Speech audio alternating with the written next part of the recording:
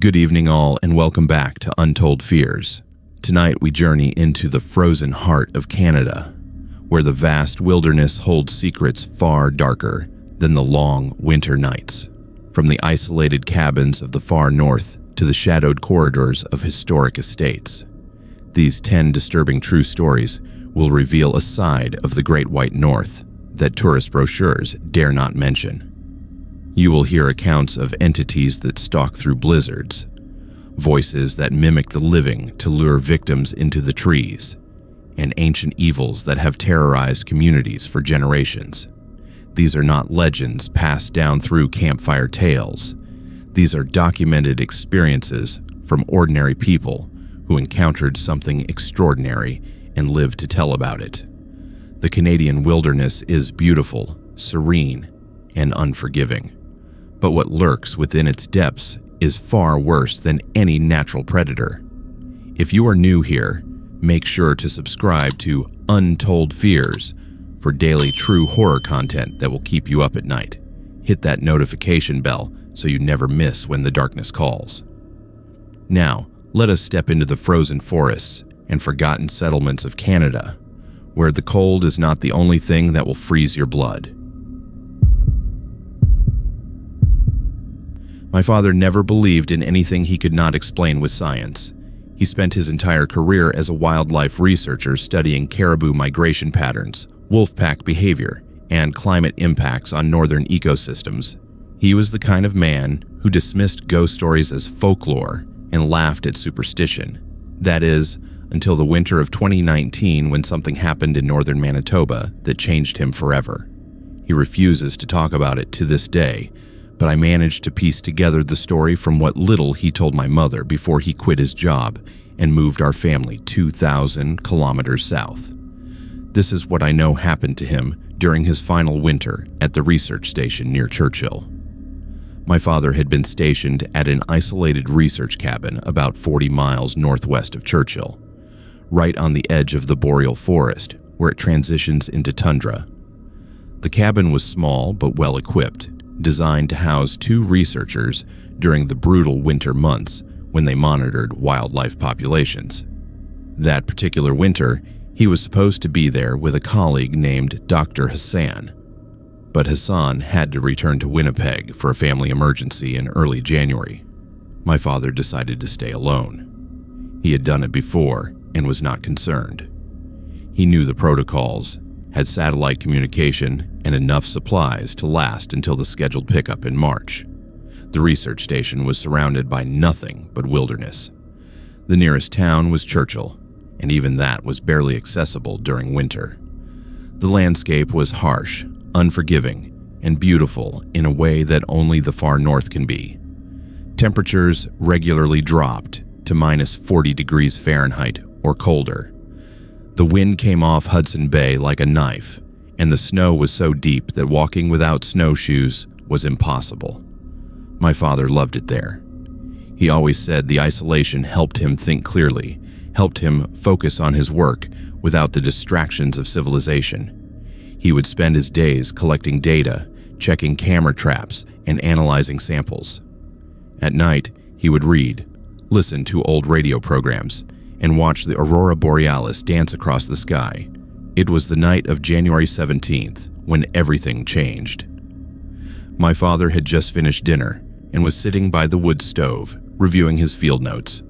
The temperature outside had dropped to minus 45 degrees, and the aurora borealis was particularly active that night, painting the sky in shades of sickly green and pale purple.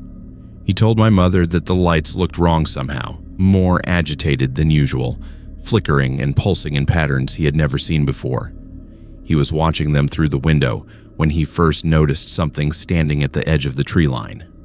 At first, he thought it was a caribou, or perhaps a wolf. But as he stared, he realized the shape was all wrong. It was tall, far too tall to be any animal native to the region. It stood completely motionless about 50 yards from the cabin, just beyond the reach of the exterior lights he had mounted on the walls.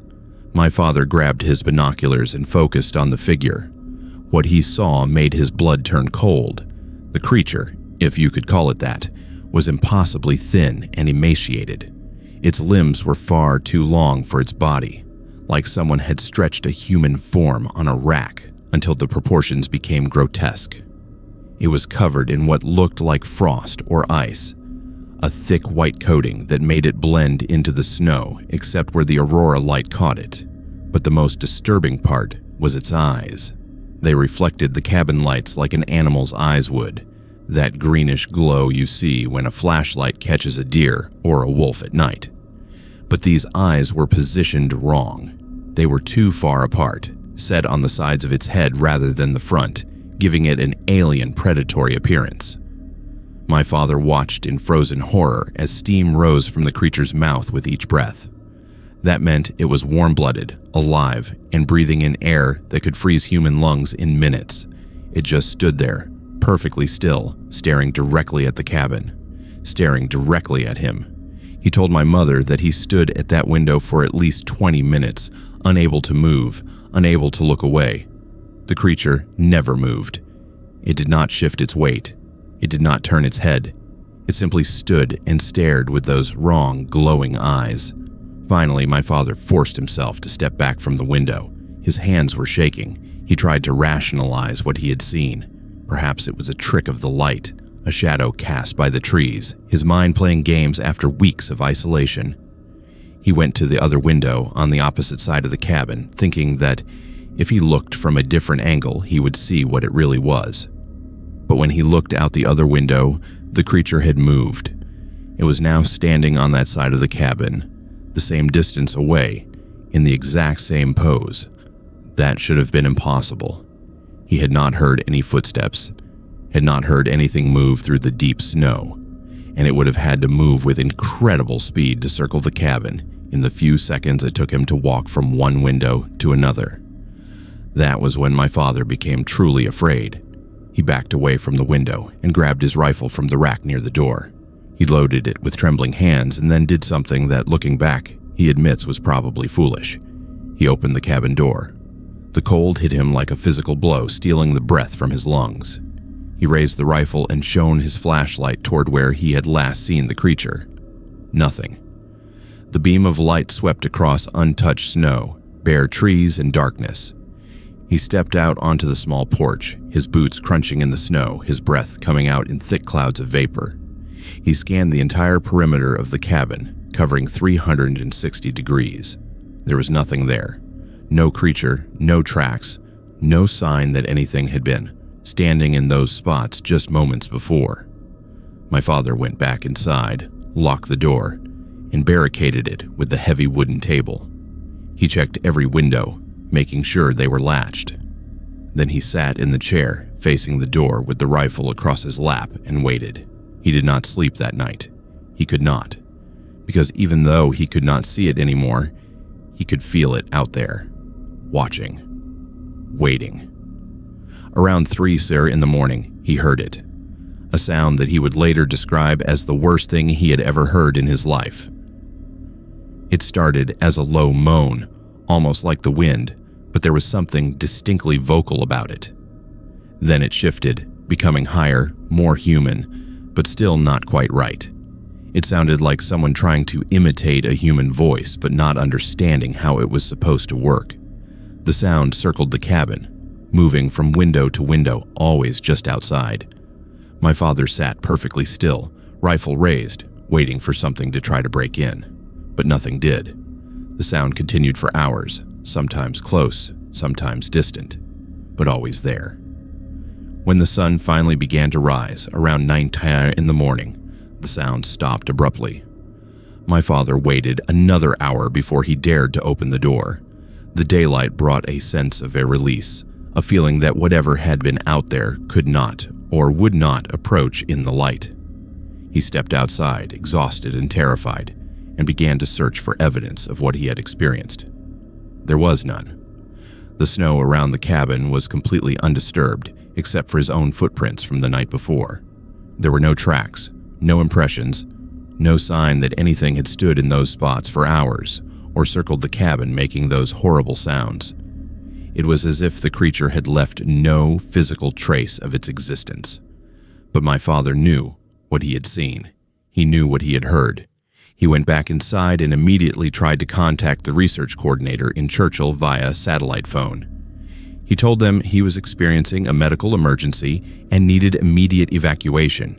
They said they would send a helicopter as soon as the weather cleared, probably within 48 hours. My father spent those 48 hours sitting in that cabin, rifle in hand, barely eating, barely sleeping. He did not see the creature again during daylight, but every night it returned, standing at the edge of the light, watching, making those sounds. When the helicopter finally arrived, the pilot said, "My father looked like he had aged 10 years. He was pale, shaking, and kept looking over his shoulder at the trees. He refused to explain what had happened, just demanded they take him back immediately. Once he was back in Churchill, he quit his position effective immediately. He erased all the data from his personal devices and refused to submit his final research reports. The organization was furious, but my father did not care. He packed our belongings, moved our family to southern Ontario, and took a teaching position at a university where his work would never require him to go into the field again. It took months before he would even speak about what happened, and only then to my mother in whispers late at night when he thought I was asleep. But I heard him. I heard him describe the creature, the impossible way it moved, the sounds it made. I heard my mother ask him if he thought it was some kind of animal, maybe a polar bear with a deformity or a caribou that was sick. And I heard my father's response, spoken in a voice I had never heard him use before. A voice filled with absolute certainty and absolute terror. He said it was not an animal. He said it was something else, something that should not exist but does. He said that when he looked into those eyes, he felt like he was looking at something ancient, something that had been in that frozen wilderness long before humans ever arrived, and would be there long after we were gone. My father never went back to Churchill. He never spoke about his research again, and he never ever went camping or hiking in remote areas. The man who had spent his entire adult life in the wilderness now refused to go anywhere he could not see lights from civilization. When I asked him why he had deleted all his footage and data from that final winter, he said it was because some things should not be documented. Some things, if people knew they were real, would change how we see the world in ways we are not ready for. Last year, out of curiosity, I started researching reports from the Churchill area. I found stories from Cree communities describing an entity they called the Frozen One. It is said to appear during the coldest nights of winter, standing silent and watching, imitating sounds to lure people out into the darkness. The stories go back hundreds of years. The elders say you should never approach it, never acknowledge it, and never, ever go outside if you see it standing at the edge of the light. My father was lucky. He stayed inside. He did not go to it. But I think whatever it was marked him somehow. Because sometimes, even now, even thousands of miles away in our warm suburban home, I will see him staring out the window at night. And when I ask what he is looking for, he just shakes his head and closes the curtains. But I know, he is making sure it did not follow him home. This story comes from my grandmother, who passed away 3 years ago at the age of 89. She worked as a nurse in remote northern communities throughout the Northwest Territories during the 1970s, back when healthcare in those isolated regions was primitive and dangerous work. She traveled between settlements by bush, plane, dog sled, and snowmobile, treating everyone from trappers to indigenous families living traditional lifestyles hundreds of miles from the nearest hospital.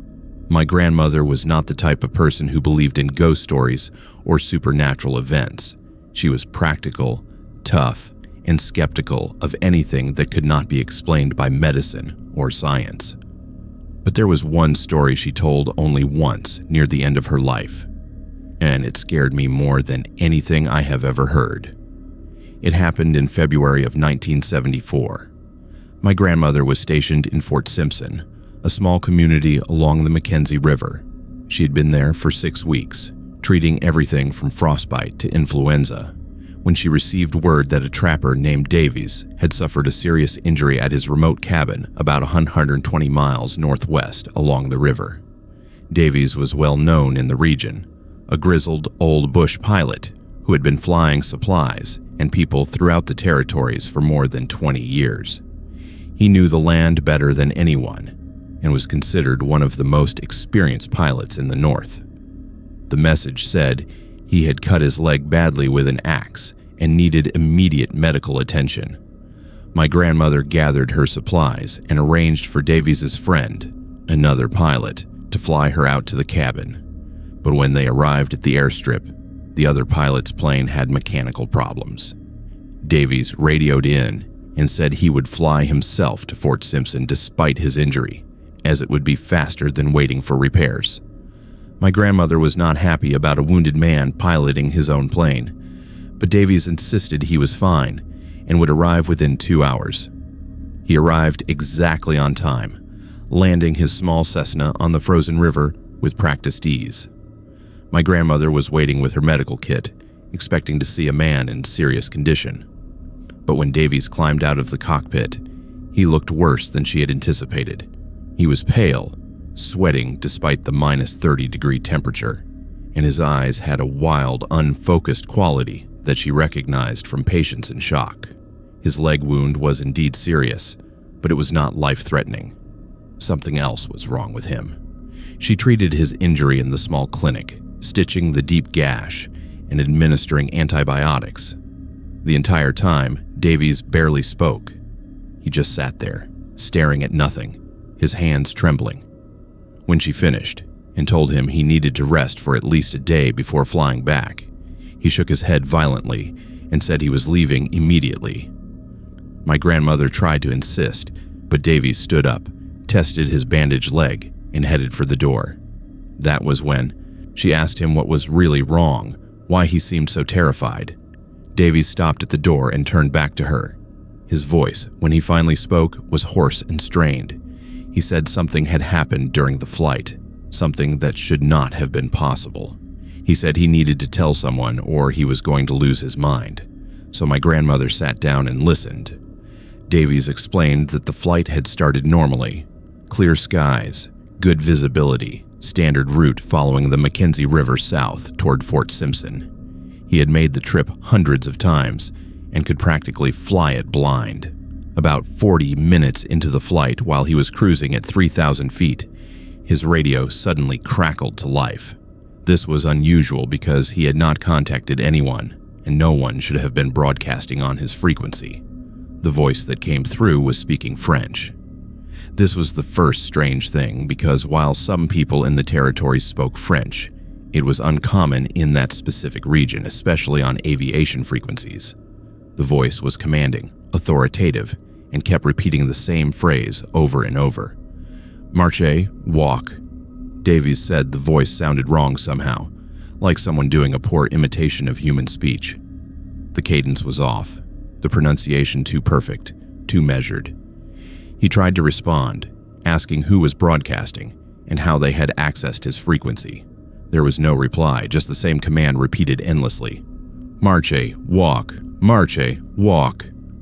Davies checked his instruments and realized his compass was spinning wildly, the needle rotating in complete circles without settling on any direction. His altimeter was fluctuating randomly, showing him at 3,000 feet one moment and 500 feet the next, even though he had not changed altitude. The temperature gauge inside the heated cockpit began to drop rapidly. Within minutes, he could see his breath, and frost started forming on the inside of the windshield. Then his passenger moved. Davies had not mentioned he had a passenger until this point in the story. He had picked up a Cree elder named Joseph from a settlement near his cabin, an old man who needed to travel to Fort Simpson for a medical appointment. Joseph had been silent for most of the flight, which was not unusual. But when the voice started coming through the radio and the instruments began to fail, Joseph sat up straight and began speaking rapidly in Cree. Davies did not speak the language, but he recognized the tone. Joseph was praying. The old man reached into his coat and pulled out a small leather medicine pouch, holding it up in front of him. He began chanting, his voice rising above the static and the strange French commands still emanating from the radio. Davies said the temperature in the cockpit seemed to stabilize, and for a moment the instrument settled. But then the plane lurched violently to the left, as if something had grabbed the wing and pulled. Davies fought with the controls, trying to level out, but the plane continued to bank. The voice on the radio became louder, more insistent, and now it was speaking in multiple languages simultaneously. French, English, and something Davies did not recognize, all overlapping and echoing. The compass spun faster. The altimeter showed impossible readings, negative numbers that should not exist. Joseph's chanting became more frantic. He untied the medicine pouch and began pulling out items: sage, tobacco, small stones marked with symbols. He threw the sage into the air, and Davies said it floated in the cockpit as if gravity had stopped working, drifting in slow spirals.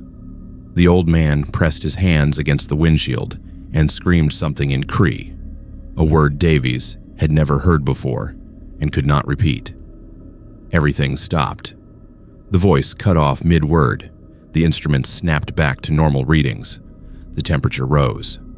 The plane leveled out smoothly, and Davies found himself in complete control again. He looked at Joseph, who was slumped in his seat, exhausted and drenched in sweat. The old man met his eyes and said in English, "Do not speak of this. Do not think of it. It is listening." They flew the rest of the way in absolute silence. When they landed in Fort Simpson, Joseph climbed out of the plane without a word and disappeared into the community. Davies tried to find him later, tried to ask what had happened, what he had done to stop whatever was in the plane with them. But Joseph refused to speak to him. Every time Davies approached, the old man would turn away and leave. Davies told my grandmother that he had been flying in the north for over 20 years and had experienced every kind of weather, every type of mechanical failure, every imaginable emergency. But what happened on that flight was not mechanical, and it was not weather. It was something else, something that had been following him, watching him. He said that for weeks before the incident, he had felt eyes on him when he was alone in his cabin.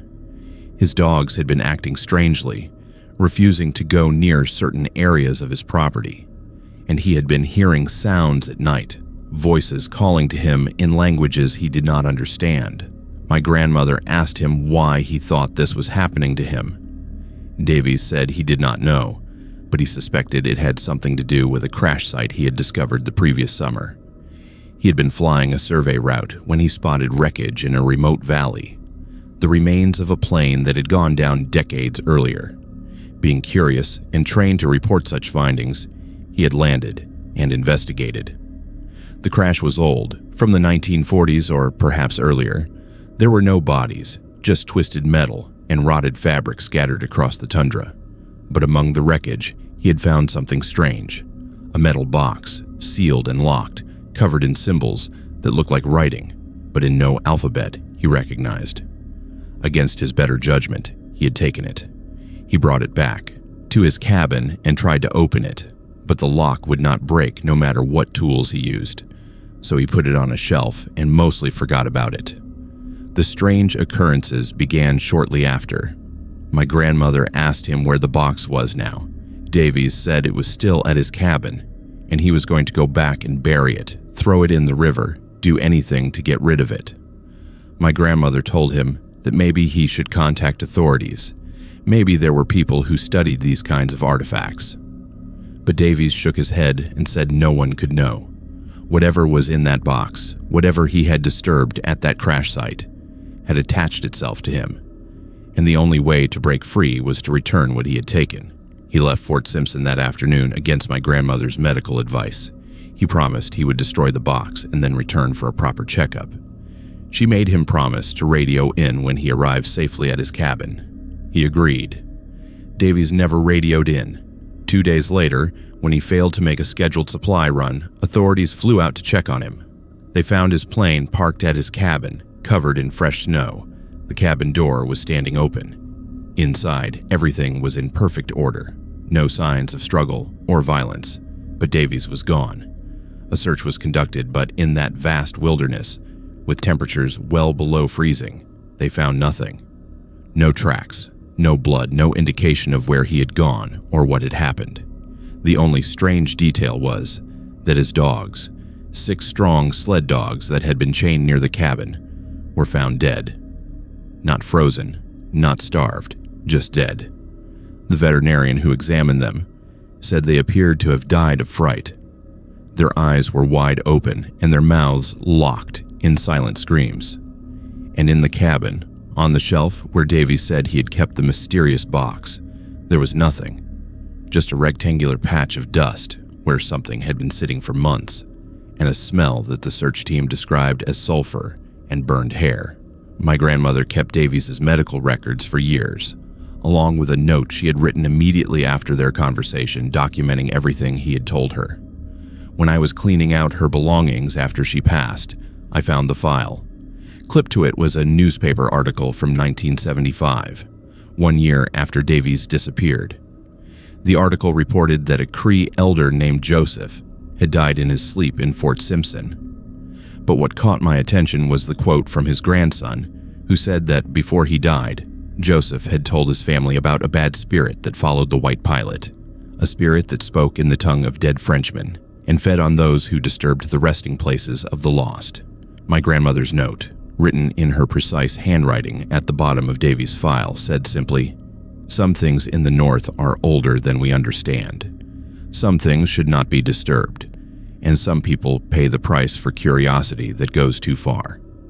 I have never been to the Northwest Territories. I've never flown in a bush plane over the Mackenzie River. But sometimes, late at night, I think about Davies out there in his plane, hearing that voice on the radio. And I wonder if he is still out there somewhere, walking through the frozen darkness, following commands in a language he does not understand, looking for something he will never find." This happened on December the 19th, 2020. I was 23 years old at the time, visiting my grandparents in Amherst, Nova Scotia for what I thought would be a normal Christmas holiday. My grandparents lived in the same Victorian house that had been in our family for 4 generations. A beautiful but aging structure on Victoria Street with high ceilings, original hardwood floors, and the kind of creaking sounds that old houses make when they settle at night. I had stayed in that house dozens of times throughout my childhood and never experienced anything unusual. But that December, something happened that fundamentally changed my relationship with sleep, with darkness, and with the idea that the past stays buried. My grandparents' house was built in 1867, just after Canadian Confederation. It sits on a quiet residential street lined with similar Victorian homes, most of which have been converted into bed and breakfast or historical properties. The house has 3 floors, including an attic that my grandfather converted into storage space decades ago. I was given the 2nd floor bedroom at the end of the hallway, a room with a brass bed frame, a dresser that belonged to my great-grandmother, and 2 large windows that overlook the backyard. The wallpaper was floral and faded, and there was a persistent smell of lavender from the sachets my grandmother placed in every room. I arrived on December 18th, exhausted from the drive from Halifax. My grandparents were happy to see me, and we spent the evening catching up over tea and discussing plans for Christmas dinner. I went to bed around 11 looking forward to sleeping late the next morning. The bed was comfortable, the room was warm, and I fell asleep quickly. I woke up unable to move. At first, I thought I was still dreaming. My eyes were open, and I could see the room around me illuminated by a moonlight coming through the windows. But my body would not respond to any commands. I could not move my arms or legs. I could not turn my head. I could not even move my eyes to look around the room. I was completely paralyzed, staring straight up at the ceiling, feeling my heart beginning to race with panic. Then I saw her. A woman was standing at the foot of the bed. She had not been there a moment ago. She simply appeared, as if she had materialized out of the shadows. She was wearing a long, dark dress, The kind you might see in photographs from the late 1800s, with a high collar and long sleeves. Her hair was pulled back severely from her face, but it was her face that made my blood turn cold. She was impossibly pale, almost luminous in the dark room, and her features were twisted in an expression of such rage and anguish that I wanted to scream but could not. She stood there, perfectly still, staring at me with eyes that seemed to bore into my skull. I tried to move, tried to call out for help, but I was trapped in my own body. The paralysis was absolute. I could only watch as she slowly began to raise her arms. As her arms lifted, they began to change. Her hands swelled, growing larger and larger until they were grotesque, misshapen things that looked more like claws than human hands. The fingers stretched and twisted, the skin turning a mottled gray color. The walls around me started to breathe. I'm not speaking metaphorically. The walls were moving in and out as if the room itself had lungs, as if I was trapped inside some living creature. The floral wallpaper seemed to writhe and shift, the patterns transforming into faces that appeared and disappeared. The brass bed frame beneath me felt like it was sinking, as if the floor had turned to liquid. The woman leaned forward, her grotesque hands reaching toward me. Her mouth opened wider than any human mouth should be able to open, revealing teeth that were too long and too sharp. She moved closer, bending down until her face was inches from mine. Her breath smelled like earth and decay, like something that had been buried for a very long time. And then she spoke. Her voice was a whisper, but it filled the entire room, echoing off the breathing walls. She said, "You are mine to kill." The words were delivered with such cold certainty that I felt them like a physical blow. She repeated it, leaning even closer. "You are mine to kill. You are mine to kill." Over and over, the same phrase spoken in that terrible whisper. I do not know how long this lasted. Time seemed to have stopped functioning normally. It could have been minutes or hours, but suddenly I heard footsteps in the hallway outside my room. Heavy, urgent footsteps. The door burst open, and my grandfather rushed in, turning on the light. The woman vanished instantly, as if she had never been there. The paralysis broke, and I sat up gasping, my whole body shaking. My grandfather was in his bathrobe, his face full of concern. He said he had heard me making sounds, not quite screaming, but close, a kind of muffled, desperate noise. He had gotten up to check on me. I tried to explain what I had seen, but the words came out jumbled and incoherent. He sat on the edge of the bed and told me it was just a nightmare, that old houses and unfamiliar beds could give anyone bad dreams. But I knew it was not a dream. I had been awake. I'd seen her. The next morning, I came downstairs, exhausted and shaken. My grandmother made breakfast and tried to be cheerful, but I could see the worried glances she exchanged with my grandfather. I asked them if anyone had ever died in that bedroom.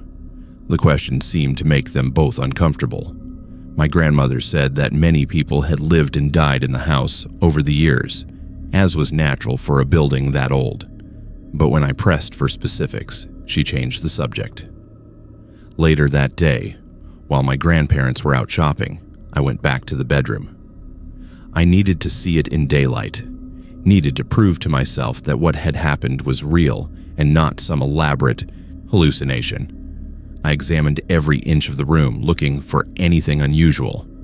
That is when I noticed the scratches on the wall beside the bed.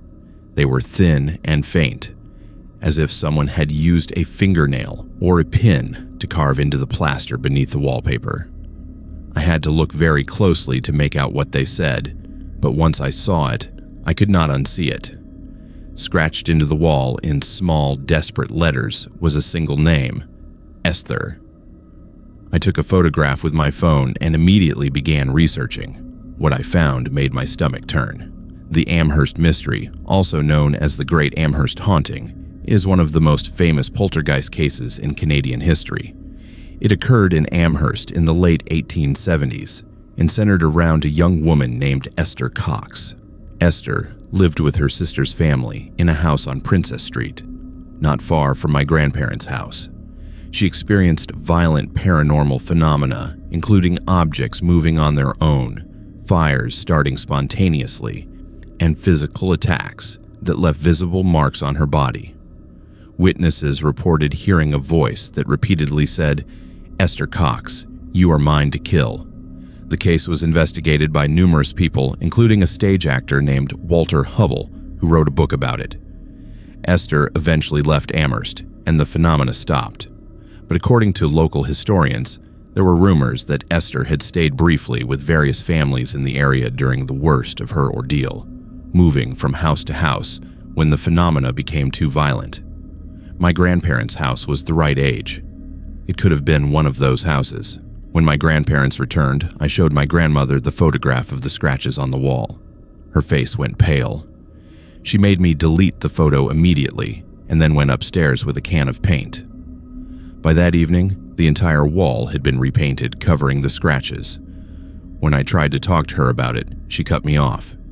She said it was just old graffiti from previous residents, that it meant nothing, and that I had experienced sleep paralysis, which was a common and completely natural phenomenon with a medical explanation. But I knew better, and I think she did too, because that night she insisted I sleep in the guest room on the first floor, not the upstairs bedroom. She said the heat was better down there, that I would be more comfortable, but I saw the way she avoided looking at the door to that upstairs bedroom. I saw the way my grandfather crossed himself when he walked past it, an old Catholic gesture I had never seen him make before. I left Amherst 2 days before Christmas. I told my grandparents I had been called back to work, but the truth was I could not stay in that house any longer. The night after my first experience, I had tried to sleep in the downstairs guest room. I did not see the woman again, but I felt her presence. I felt watched. And when I finally did fall asleep, I had nightmares of suffocating, of walls closing in, of hands around my throat. Since that night in December 2020, I have experienced sleep paralysis nearly once a month. It never happened to me before that visit to Amherst. Now it is a regular occurrence. I will wake up unable to move, feeling a presence in the room with me. Sometimes I see shadows moving in the corners. Sometimes I hear whispers. And occasionally, just occasionally, I see her standing at the foot of my bed. The pale woman in the dark dress with her grotesque swollen hands. She does not speak anymore, but she watches me. And I know that somewhere, in some way I do not understand, whatever haunted Esther Cox in 1878 has attached itself to me. I researched everything I could find about the Amherst mystery. I learned that Esther Cox died in 1912 in Brockton, Massachusetts, far from Amherst. But the phenomena that surrounded her during those terrible years in the late 1870s were never fully explained.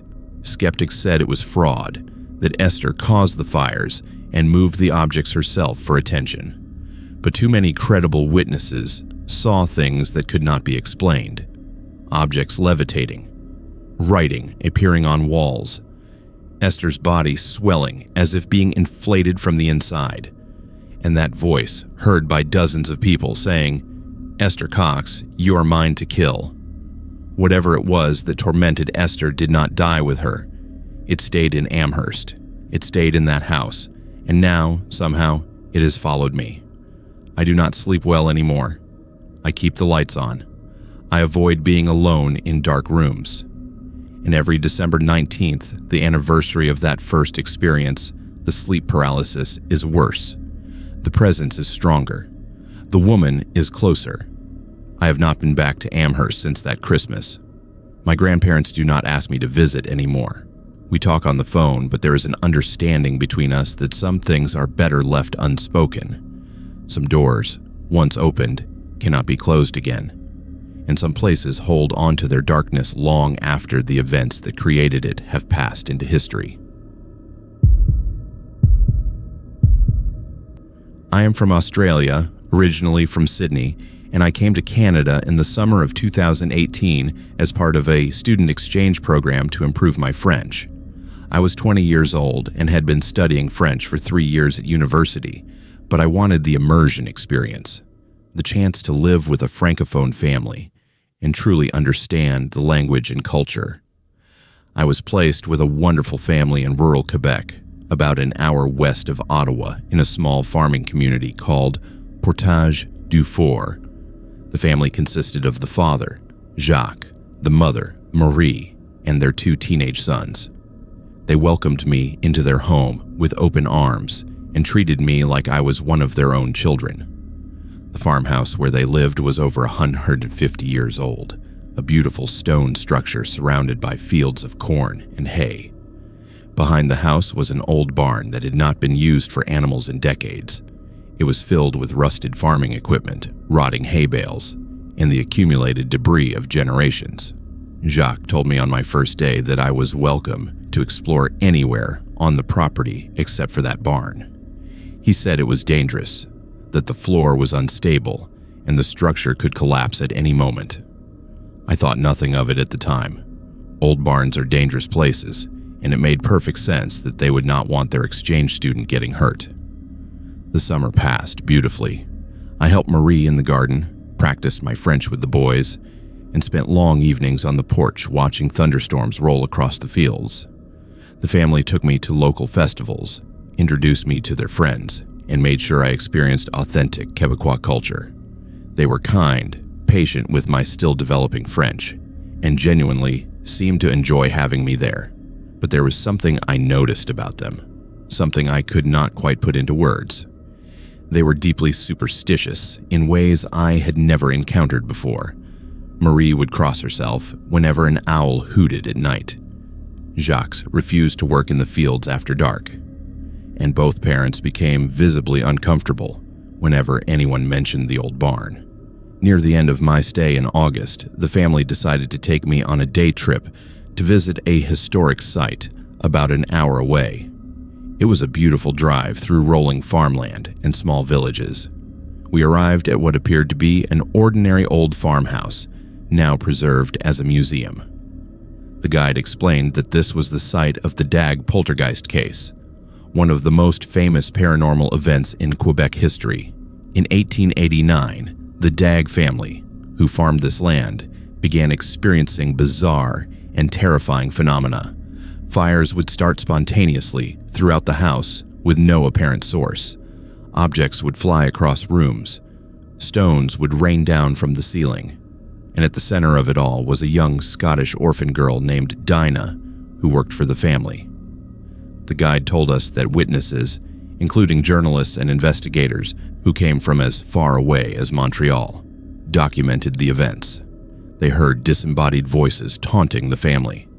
They saw objects move on their own, and they watched helplessly as fire after fire broke out, always when Dinah was nearby.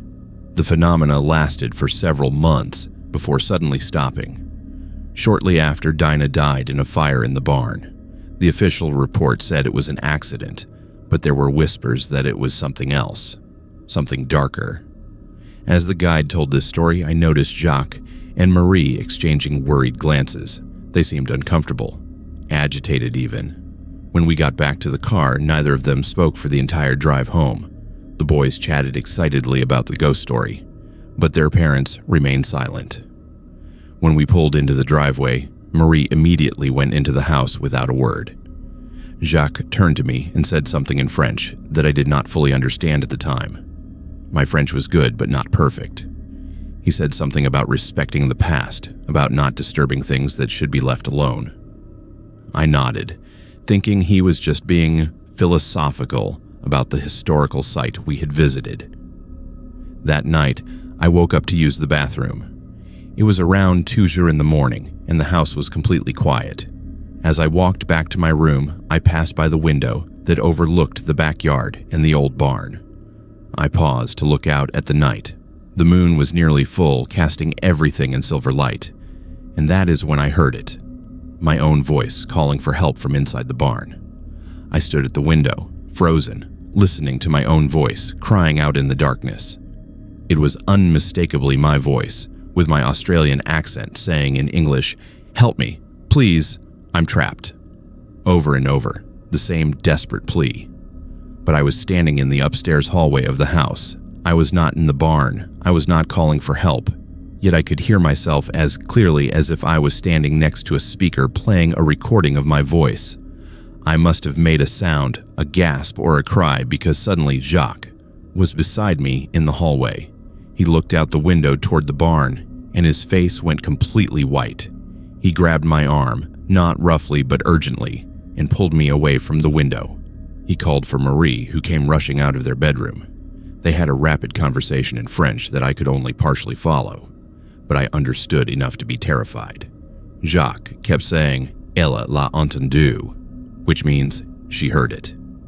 Marie was crying, saying prayers under her breath. Within 15 minutes, they had packed a bag for me. They woke up their sons and told them to help carry my belongings to the car. I tried to ask what was happening, tried to tell them I did not understand, but they just kept shaking their heads and saying, "Il faut partir maintenant," which means we must leave now. At 3 in the morning, with my voice still calling from the barn in the distance, they drove me away from their farm. We drove for over 2 hours through the dark Quebec countryside. Marie was crying the entire time, praying the rosary in French. Jacques drove with both hands gripping the wheel, his jaw clenched tight. The boys sat in the back seat with me, their eyes wide with fear. No one would explain what was happening. We finally arrived at another farmhouse, and Jacques knocked on the door until an elderly couple answered. There was a brief conversation, money changed hands, and suddenly I was being handed off to these strangers who would be my new host family. Jacques and Marie left immediately. They did not hug me goodbye. They did not apologize or explain. Marie crossed herself as she got back in the car, and they drove away into the pre-dawn darkness. I stood there on the porch of this strange house with my bags, exhausted and confused, watching their taillights disappear. The elderly couple, the Tremblays, brought me inside and made tea. They were kind but serious. Madame Tremblay explained in careful, slow French that I would stay with them for the remaining 2 weeks of my exchange. When I asked what had happened, why Jacques and Marie had brought me here in the middle of the night, Monsieur Tremblay simply said that some houses hold on to the past in dangerous ways. He said that what happened to Dinah in 1889 left something behind, something that waits in that barn. And sometimes, he said, it tries to lure people inside by imitating voices. The voices of people the family cares about, people they would try to save. I spent the rest of my time in Canada with the Tremblays. They never took me near Jacques and Marie's farm. I never saw that family again. I tried to call them once before I left Canada to return to Australia, but their number had been disconnected. I wrote them a letter thanking them for their hospitality, but it was returned unopened with no forwarding address. It was as if they had vanished. Back in Australia, I tried to research what had happened. I found articles about the Dag poltergeist case from 1889. The details matched what the museum guide had told us. But I also found something else. In the weeks after Dinah died in the barn fire, other families in the area reported hearing voices calling for help from their outbuildings, always at night, always in the voice of someone the family loved. 3 people went missing that year in Portage du Fort. They disappeared from their farms with no trace. Local Algonquin people said the land was cursed, that Dinah's death had awakened something old and hungry. I found one newspaper article from 1891 that made my blood run cold. It described how a young woman had been found wandering in the woods near Portage du Fort, unable to speak, her hair turned completely white. When she finally regained her voice days later, she said she had heard her mother calling for help from their barn. She had gone inside to look for her, but her mother was not there. Instead, she said she found something else, something that spoke with her mother's voice but was not her mother. The article did not say what happened next, only that the woman refused to ever speak about it again. I also discovered that Jacques and Marie's farmhouse was built on the same land where the Dag family had lived. The original Dag house had burned down in 1903. The barn, however, had survived. It was the same barn that I was forbidden to enter, the same barn where Dinah died, the same barn from which I heard my own voice calling for help. I never went back to Quebec. I finished my degree in Australia and took a job in Melbourne, as far from rural farmland as I could get. But sometimes, late at night when everything is quiet, I think I hear it. My own voice, distant and desperate, calling for help from somewhere I cannot see. And I wonder if whatever is in that barn is still waiting, still calling out in voices it has collected over the years, still trying to lure someone inside. I am so glad Jacques and Marie got me out of there that night.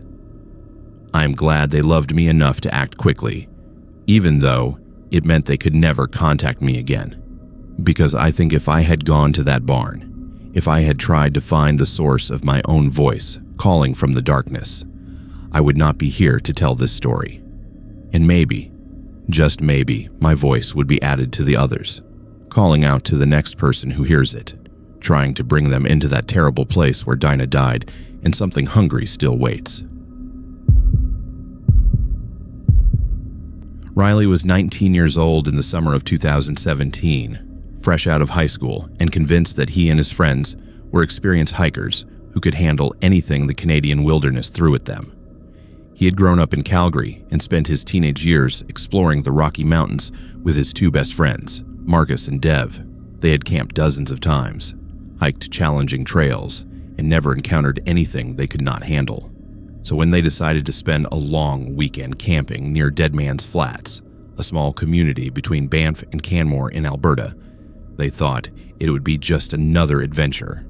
They had no idea that the place earned its name for a reason, and that some locations hold on to their violent past in ways that defy explanation. Dead Man's Flats sits in the Bow Valley, surrounded by towering mountains and dense pine forest. The area is breathtakingly beautiful, with the Bow River cutting through the valley and wildlife everywhere you look. But the name itself should have been a warning. According to local history, the area was named after a particularly brutal murder that took place there in the early 1900s, though the exact details vary depending on who tells the story. What is consistent is that someone died violently near the river, and the land has never quite felt right since. Riley, Marcus, and Dev arrived on a Friday afternoon in late August. The weather was perfect, warm during the day, but cool enough at night that they would need a campfire. They found a spot about 3 kilometers off the main highway, close enough to the Bow River that they could hear the water rushing over rocks, but far enough into the forest that they felt completely isolated. They set up their tents, gathered firewood, and spent the evening cooking hot dogs and telling stupid jokes like teenagers do. Everything felt normal. Everything felt safe. It was around 2:00 in the morning when Riley woke up to a sound that made his skin crawl. It was rhythmic and deliberate, the unmistakable sound of an axe chopping wood. Thunk, pause, thunk, pause, thunk. Over and over, steady as a heartbeat. Riley lay in his sleeping bag listening, trying to convince himself it was just another camper, even though he knew there was no one else around for kilometers. The sound was coming from somewhere near the river, maybe 50 meters from their campsite. He unzipped his tent as quietly as possible and crawled out. Marcus and Dev were already outside, standing near the dying embers of their campfire, staring in the direction of the sound. Neither of them said anything, but Riley could see the tension in their postures. They were scared, even if none of them wanted to admit it. The chopping continued, steady and methodical. Thunk, pause, thunk, pause. Riley grabbed his flashlight and said they should check it out. It was a stupid decision, the kind that comes from being 19 years old and not wanting to look afraid in front of your friends. Marcus and Dev hesitated but ultimately agreed. They walked through the dark forest, their flashlights cutting narrow beams through the trees, following the sound of the axe. The closer they got to the river, the louder it became. And then they saw him. Standing on the rocky bank of the Bow River was a figure, a man swinging an axe. But something was immediately wrong about the scene. The man was dressed in old-fashioned clothing, the kind you might see in photographs from the early 1900s. Heavy wool pants, a dark jacket, and a wide-brimmed hat. He was chopping at nothing. The axe would swing down and strike empty air, but the sound of wood splitting echoed through the night. Thunk, pause, thunk, pause. With each swing, there was a splashing sound as if something was falling into the river. The three friends stood frozen, watching this impossible scene. Riley could see the man clearly in the beam of his flashlight. The figure was solid, not transparent, like you would expect a ghost to be. But there was something wrong with the way he moved, something jerky and unnatural, like a film playing at the wrong speed. And then the man turned to face them. His face was covered in blood. Dark, wet blood that ran down from his forehead, streamed over his eyes and dripped from his chin. His mouth was open in a silent scream, or perhaps a laugh. Riley could not tell which. The man raised the axe above his head and took a step toward them. Riley shone his flashlight directly into the figure's face, and the man vanished. He did not fade away or dissolve. He simply ceased to exist between one moment and the next, as if he had never been there at all. The three of them ran. They sprinted back to their campsite, stumbling over roots and rocks in the darkness, their flashlights bouncing wildly. They dove into their tents and did not come out until morning. None of them slept. They lay in their sleeping bags, listening to the forest, listening for the sound of chopping that mercifully did not return. When the sun finally rose around 6 a.m. in the morning, they emerged from their tents exhausted and shaken. In the daylight, they decided to go back to the river to see if there was any evidence of what they had witnessed. They walked to the exact spot where they had seen the man with the axe. The ground was undisturbed. There were no footprints, no axe marks on trees or rocks, no signs that anyone had been there. But Riley noticed something else. There was a strange smell in the air, something metallic and unpleasant that reminded him of blood. And the rocks near the river's edge were darker in certain spots, as if they had been permanently stained by something. They packed up their gear and left immediately. On the drive back to Calgary, they barely spoke. It was Marcus who finally broke the silence and suggested they stop at a gas station in Canmore to ask someone local about what they had seen. The attendant at the gas station was an older man who had lived in the area his entire life. When they described what had happened, his expression changed from friendly to serious. He told them about Francois Fournier, a French-Canadian trapper, who lived near Dead Man's Flats in the early 1900s. Francois had a younger brother named Jean who came to visit him in the spring of 1904. According to local legend, the brothers had a violent argument over money or land. The details were unclear, but what was certain was that Francois killed Jean with an axe on the banks of the Bow River. He dismembered the body and threw the pieces into the rushing water, thinking they would be carried away and never found, but some of the remains washed up downstream, and Francois was eventually arrested. He was hanged in Calgary in 1905. However, Jean's head was never recovered. People said Francois had buried it somewhere near the river, but he refused to say where, even when they put the noose around his neck. The attendant said that, ever since then, people have reported seeing a man with an axe near the river, always at night, always chopping at nothing, always covered in blood. Locals call him the Chopping Man.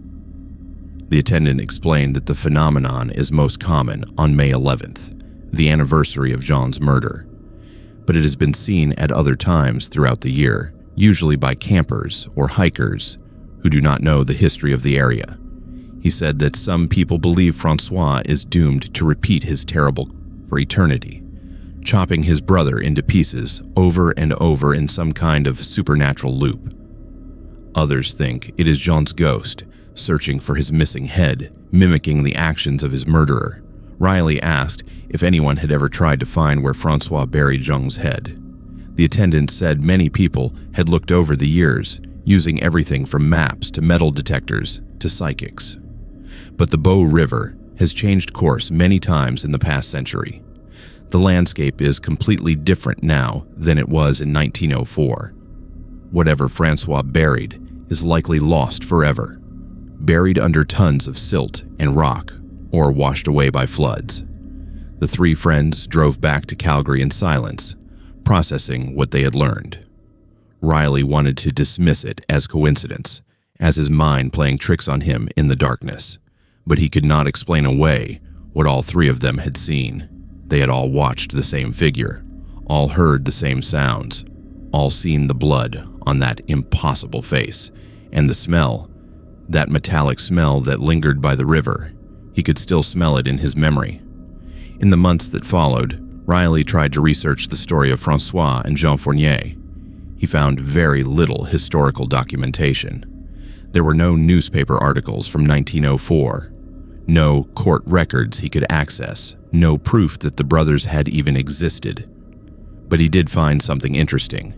In the archives of the Glenbow Museum in Calgary, there was a mention of a murder near Canmore in the early 1900s involving two brothers and an axe. The details were sparse, just a single line in a ledger book recording criminal cases.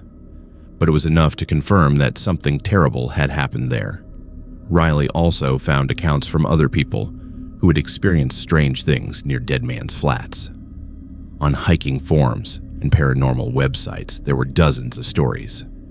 People seeing a man with an axe by the river, hearing chopping sounds in the middle of the night, finding their campsite disturbed in the morning with axe marks on trees that were not there the night before. One woman wrote that she had photographed the area, and when she reviewed her pictures later, there was a figure in the background of one image that she had not seen when she took the photo. A man in old-fashioned clothing, holding an axe, staring directly at the camera. Riley has never been back to Dead Man's Flats. He avoids that entire stretch of the Bow Valley when he drives between Calgary and Banff. Marcus refuses to talk about what happened that night, and Dev moved to Vancouver shortly after and cut off contact with both of them. Riley thinks the experience affected Dev more deeply than he let on, that seeing something that should not exist broke something in him. Sometimes Riley wonders if they should have stayed and investigated further, if they should have tried to communicate with the figure or document what they saw. But most of the time he is grateful they ran, because when that blood-covered face turned toward them, when those eyes fixed on him in the beam of his flashlight, Riley felt something he had never felt before. It was not just fear, it was the absolute certainty that he was in the presence of something wrong, something that violated the natural order of the world. And whatever that thing was, it did not want them there. Riley is 26 now. He has a job and an apartment in Calgary and tries to live a normal life. But he will never forget that night by the Bow River. He will never forget the sound of an axe chopping through nothing, the splash of invisible pieces falling into the water, and the face of a man who died over a century ago but still returns to the place where he committed an unforgivable sin. The chopping man is still there. Riley is certain of it. Still swinging his axe, still searching, still trapped in an endless loop of murder and guilt that will never end. Zara was 21 years old in October of 2021, a third-year university student studying history and folklore at Western University in London, Ontario. She had always been fascinated by ghost stories and paranormal phenomena, not because she necessarily believed in them, but because she was interested in how these stories reflected cultural anxieties and historical trauma.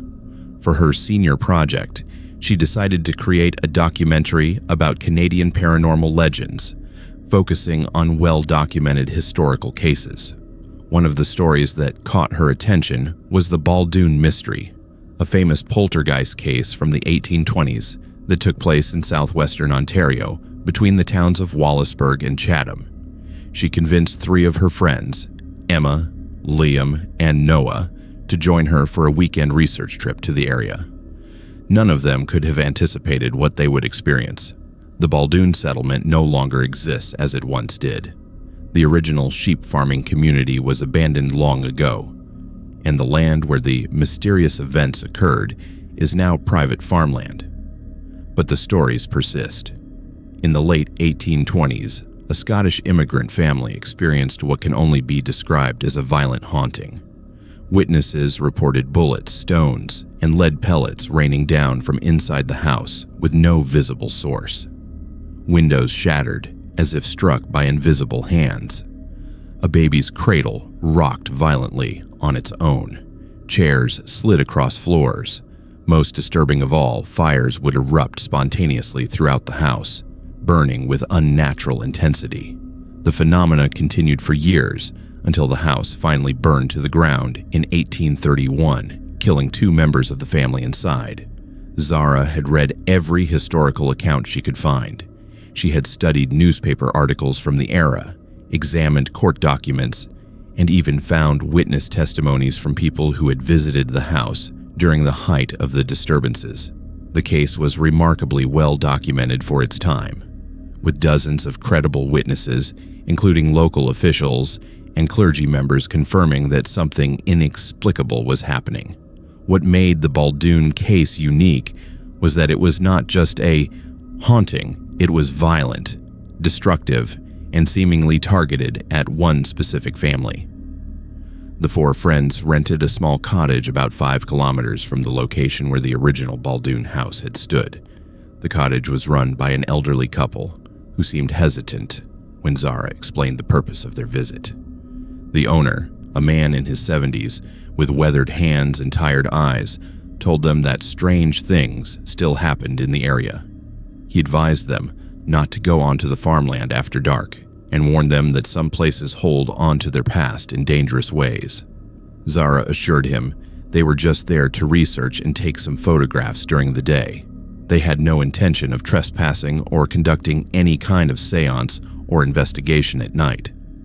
That first evening, Friday, October 15th, they settled into the cottage and reviewed their research materials. Emma had brought audio recording equipment. Liam had cameras and a drone for aerial footage. Noah was in charge of historical documentation and mapping the exact location of the original house. Zara coordinated everything and conducted interviews. They spent hours going over timelines, witness accounts, and theories about what might have caused the phenomena. Some historians believed it was fraud, that the family had staged the events for attention or to escape debt. Others thought it was genuine paranormal activity triggered by trauma or indigenous land curses. No one knew for certain. Around 10 hours that night, they were sitting in the cottage's small living room when Emma noticed something odd. She pointed to a window and asked if anyone else smelled smoke. They all stopped talking and sniffed the air. There was definitely a smell of wood smoke, strong and acrid, as if a fire was burning nearby. But when they looked outside, there was nothing. No campfires, no chimneys producing smoke, no visible source. Liam checked the cottage's heating system and confirmed it was electric. No fireplace or wood stove that could be producing the smell. Then Noah walked over to the wall and placed his hand against it. He jerked his hand back immediately and said the wall was hot, uncomfortably hot, as if there was a fire on the other side. But when Zara touched the same spot, it felt normal to her. Emma tried and said it felt cold to her, almost ice cold. They looked at each other, confused and starting to feel uneasy. The smell of smoke intensified. It was now so strong that Zara's eyes began to water. Liam went outside to see if there was a grass fire or something burning in the distance. He had only been outside for about 30 seconds when he started shouting for them to come look. They rushed outside and froze at what they saw. In the field about 200 meters away, in the direction of where the original Baldoon house had stood, they could see a figure. It appeared to be a person, but it was completely engulfed in flames. The figure was walking, moving slowly but deliberately toward the cottage. Zara's first instinct was that someone was in terrible danger, that a person was on fire and needed help. She started to run toward the figure, but Noah grabbed her arm and pulled her back. He was staring at the burning figure with absolute terror on his face. He pointed and said, "Look at the ground." Zara looked and understood why he was terrified. The figure was leaving burning footprints in the grass, but the figure itself was not being consumed by the flames. It walked steadily, methodically, and the fire burned around it without reducing it to ash or bone. This was not a person on fire.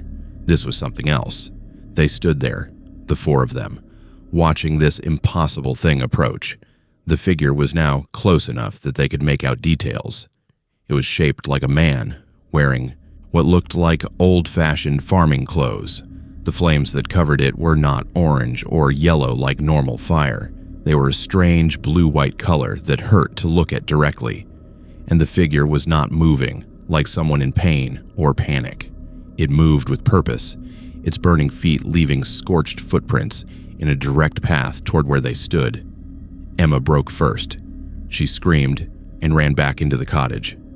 That seemed to break the spell for the rest of them. They all ran inside, locked the door, and closed the curtains. They could still smell smoke, stronger now, so strong that they were coughing. Zara ran to the sink and wet several towels, thinking maybe there actually was a fire in the cottage somewhere they had not found. But there was no fire, just the overwhelming smell of smoke and the feeling of heat that seemed to come from everywhere and nowhere at once. They huddled in the center of the living room, as far from the walls and windows as possible. Outside, they could hear footsteps slow and heavy, circling the cottage. With each step, they heard a sizzling sound, like something hot touching wet ground. The footsteps circled 3 times before stopping directly at the front door. They waited, barely breathing, expecting the door to burst open or catch fire, but nothing happened. The smell of smoke began to fade.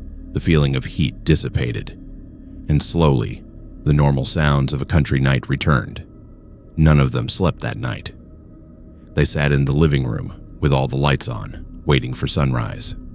When the first light of dawn finally appeared around 6:30 in the morning, Liam was brave enough to open the door and look outside. The grass in front of the cottage was covered in dew, fresh and green, but leading from the direction of the old Baldoon site to their front door was a trail of scorched grass. The footprints were clearly visible, burned into the ground in a path that circled the cottage 3 times before stopping at the door. They took photographs and measurements. The footprints were human-shaped, but slightly larger than average, and they were burned deep into the soil, not just superficial scorching of grass. In some places, the ground was still warm to the touch more than 6 hours after they had seen the burning figure. They followed the trail backward, across the field to its starting point. It began in the middle of an empty field, the exact location where historical records indicated the original Baldoon farmhouse had stood. They packed their belongings and left the cottage before noon, less than 24 hours after they had arrived. The elderly owner seemed unsurprised when they returned the keys early. He asked if they had seen him, the burning man. When they confirmed they had, he nodded sadly and said that he appears a few times each year, always around the anniversary of the fire that destroyed the house. He said that in 1831, 2 people died in that fire, the father of the family and his eldest son. They were trapped inside when the supernatural flames consumed the house in a matter of minutes. Witnesses said the fire burned so hot that nothing remained but ash and a few metal implements. The bodies were never recovered, just assumed consumed completely by the fire. The owner told them that since the 1830s, people have reported seeing a burning figure walking the land where the house once stood. Sometimes it stays in the field. Sometimes it walks toward nearby houses or roads. Always the same slow, methodical pace. Always leaving burning footprints. Always bringing with it the smell of wood smoke and unnatural heat. He said his grandfather, who farmed that land in the early 1900s, saw it multiple times and eventually sold the property because he could not stand the terror of wondering when it would return. Back at Western University, Zara tried to incorporate her experience into her documentary project, but her advisor strongly discouraged it. He said that including her personal paranormal experience would undermine the academic credibility of her research. He suggested she stick to historical documentation and leave out anything that could not be objectively verified. But Zara could not forget what she had seen. She could not rationalize it away or explain it as mass hallucination or natural phenomena.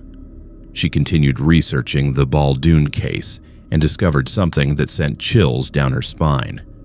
In the original 1820s accounts, witnesses described fires that burned with a blue-white intensity unlike any natural flame, and that consumed nothing while burning everything. The description matched exactly what she had seen. She also found testimony from a minister who visited the site after the 1831 fire.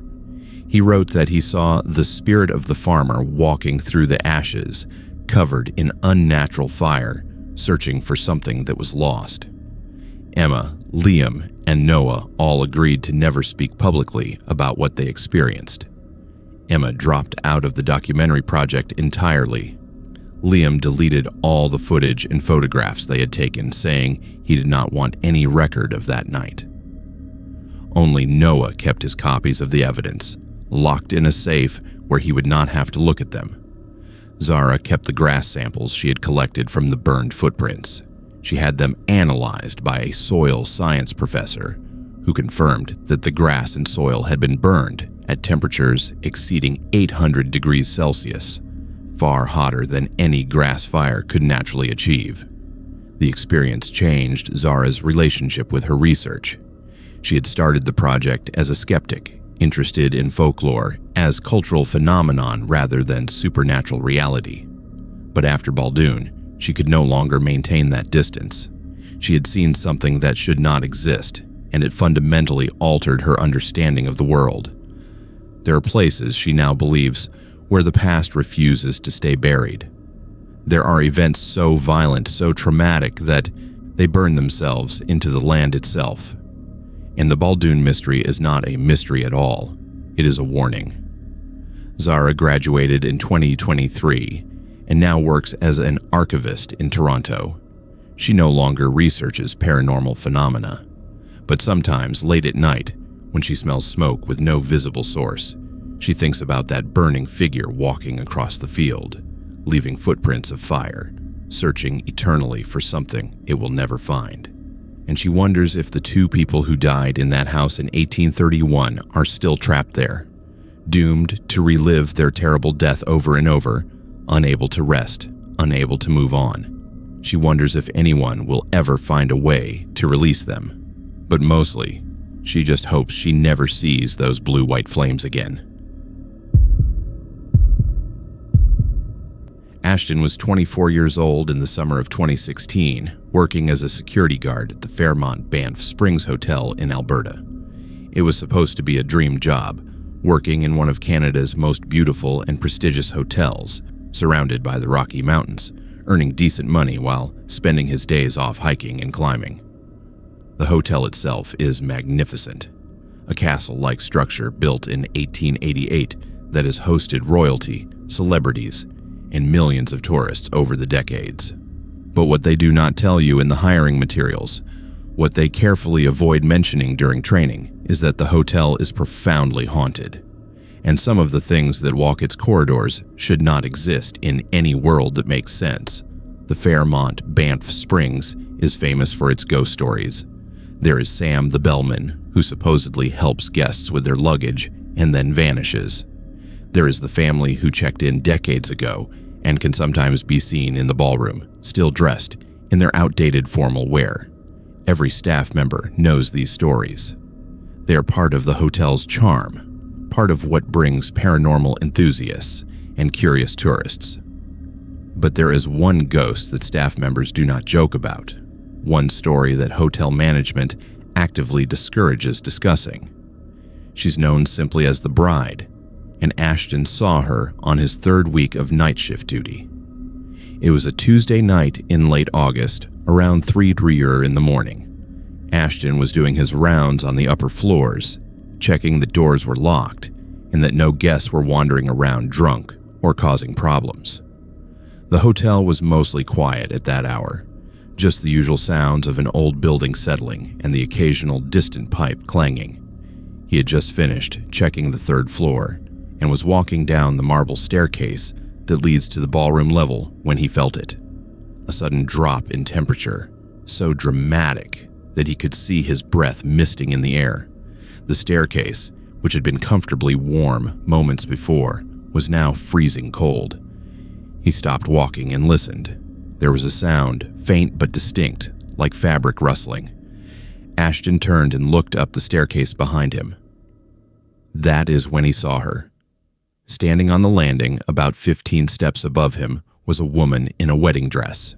She was wearing a full bridal gown from the 1920s or 1930s, with a long veil and what looked like pearl beading across the bodice.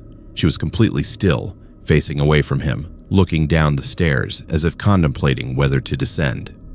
Ashton's first thought was that she was a guest, maybe someone who had gotten married at the hotel and was wandering around in her dress, perhaps drunk or confused. He called out to her, asking if she was all right, if she needed help getting back to her room. The woman did not respond. She remained perfectly still. Ashton started to walk back up the stairs toward her, concerned now that she might be injured or in some kind of medical distress. As he climbed the stairs, the woman slowly turned to face him. Ashton froze mid-step. Her face was wrong. The flesh was decomposed, pulling away from the bone in patches. He could see her skull beneath rotting skin. Her eye sockets were dark hollows, but something in those empty spaces was looking at him, seeing him. Her mouth was open in what might have been a smile or a scream, revealing teeth that were too white, too perfect against the decay of everything else. She raised one skeletal hand, reaching toward him. Ashton stumbled backward, nearly falling down the stairs.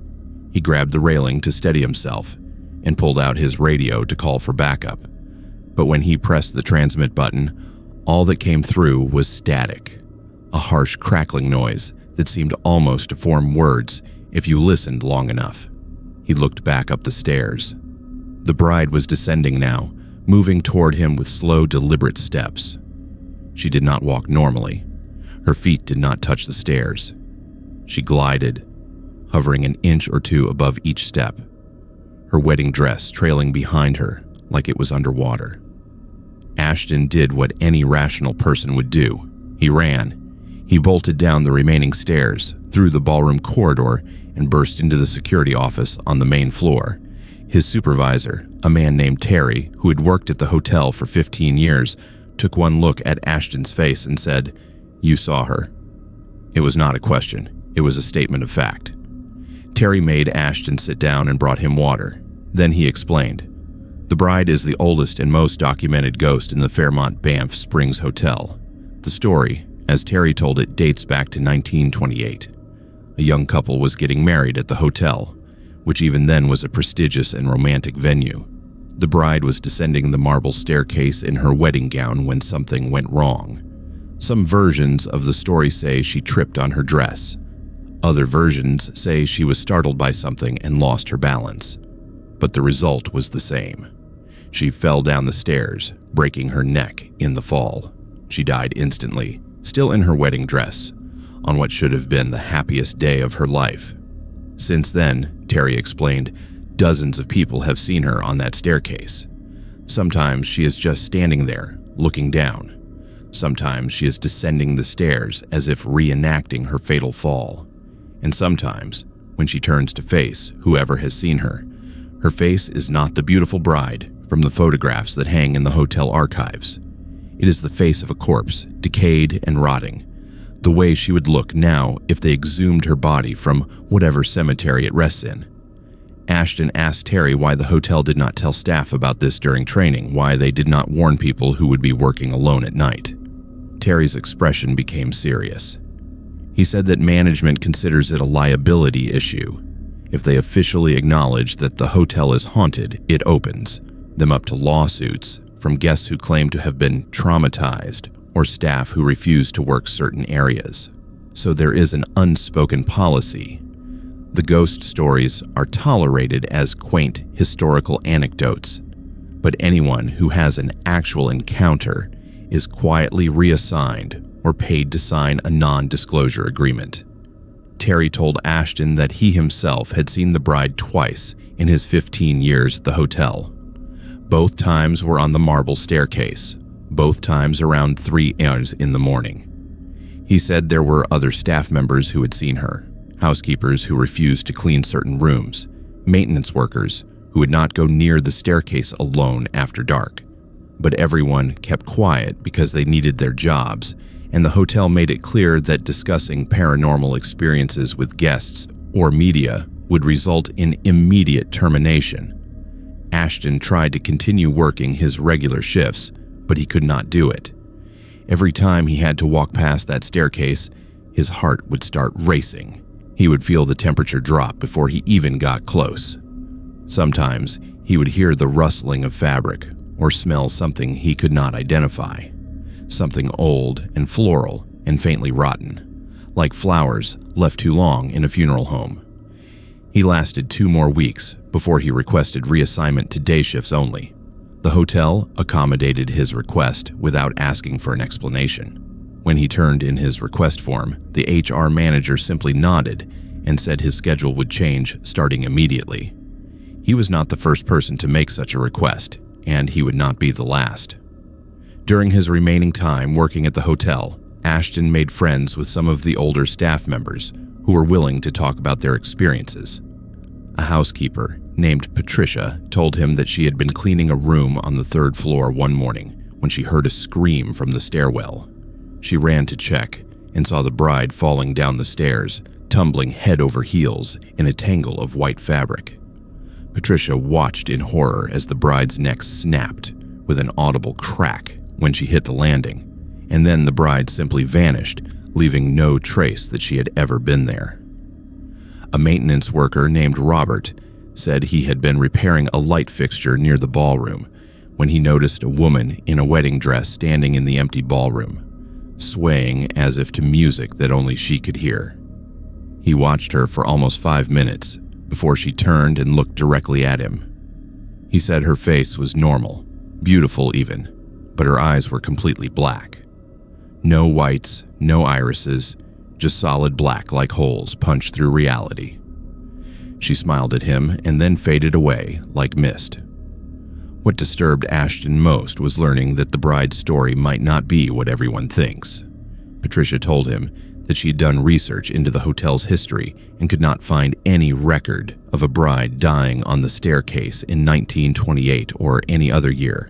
There were no newspaper articles, no death certificates, no records at all of such an accident. She searched through local archives, contacted historical societies, even spoke with families who had worked at the hotel for generations. No one could confirm that the bride had ever actually existed. But people kept seeing her. Decade after decade, staff and occasionally guests would report seeing a woman in a 1920s wedding dress on the marble staircase. Sometimes whole and beautiful, sometimes decomposed and terrifying. If she was not the ghost of an actual bride who died at the hotel, then what was she? Why did she appear in that specific location, wearing that specific dress, reenacting that specific death over and over? Patricia had a theory that made Ashton's skin crawl. She believed that the marble staircase itself was somehow cursed, or that something attached itself to that location long before the hotel was built. She thought the bride was not a specific person, but rather a manifestation of tragedy, a kind of psychic imprint of all the grief and loss that has occurred in that building over more than a century. Every death, every heartbreak, every moment of profound sadness had accumulated in that space until it created something that could almost pass for human, but was actually something much stranger and more ancient. Ashton worked at the Fairmont Banff Springs for 8 more months before he quit and moved back to Edmonton. He never saw the bride again after that first night, but he felt her presence constantly. Whenever he walked near that staircase, whenever he had to pass through the ballroom corridor, he felt watched. He felt cold spots that should not exist in a heated building. He heard sounds that had no source, and sometimes, late at night, when the hotel was at its quietest, he would hear it. The sound of someone falling downstairs, the terrible crack of bones breaking, and then silence. He never signed a non-disclosure agreement. The hotel never offered him one. probably because he kept his mouth shut and did his job without complaining. But he tells this story now because he thinks people should know what they might encounter in places like that.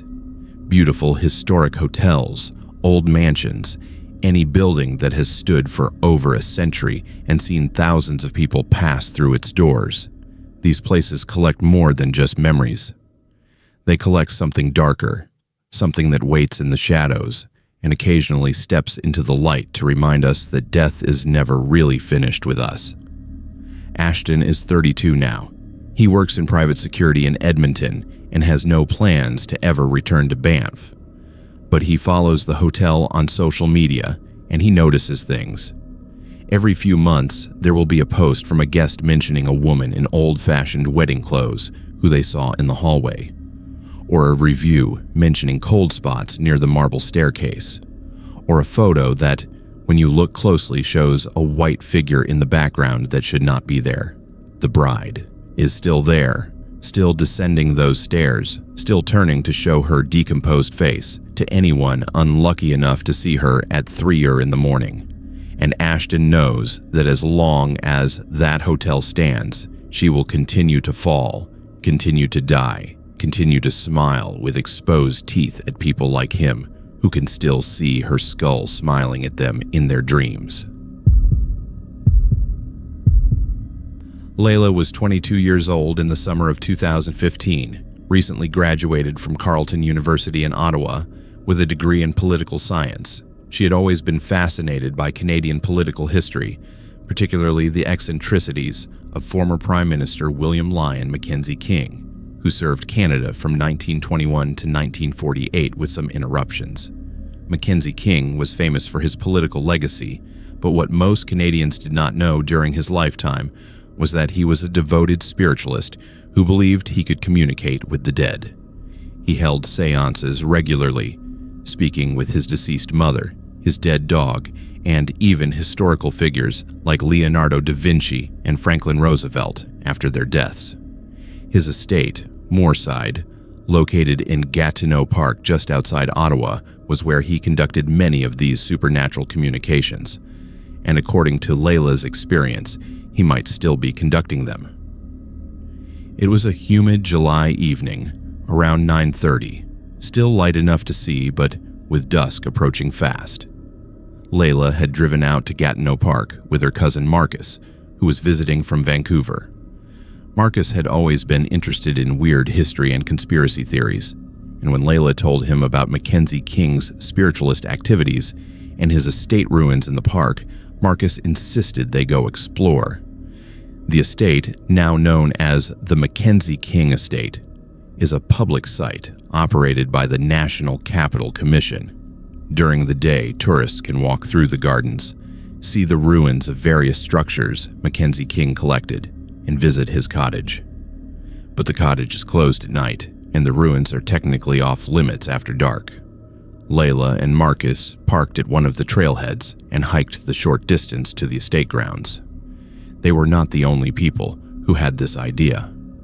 The site is popular with urban explorers and paranormal enthusiasts, though officially you are not supposed to be there after hours. They reached the cottage just as the last light was fading from the sky. The temperature should have been warm. It was late July and had been 28 degrees Celsius during the day, but as soon as they approached the cottage grounds, both of them felt a distinct chill in the air. The cottage itself is a modest stone building, charming in a rustic way, surrounded by manicured gardens that looked eerie in the fading light. Mackenzie King had loved this place, spent countless hours here in solitude or conducting his seances with mediums he trusted. He died in 1950, and his estate was eventually donated to the government. The cottage has been preserved as a museum, but it still feels like his presence lingers there. Layla told Marcus about how Mackenzie King would sit by the windows, staring out at the ruins he had collected from demolished buildings across Ottawa, believing he was preserving history. He was a strange man, brilliant, but deeply lonely, obsessed with the spirit world because he had lost so many people he loved. They were walking around the perimeter of the cottage taking photographs with their phones when they heard it. 3 slow, deliberate knocks coming from inside the building. Thump, thump, thump. Both of them froze. The cottage was locked, had been closed since 5 in the afternoon. There should not be anyone inside. They waited, listening. Silence. Then, after about 30 seconds, 3 more knocks. Same rhythm, same deliberate spacing.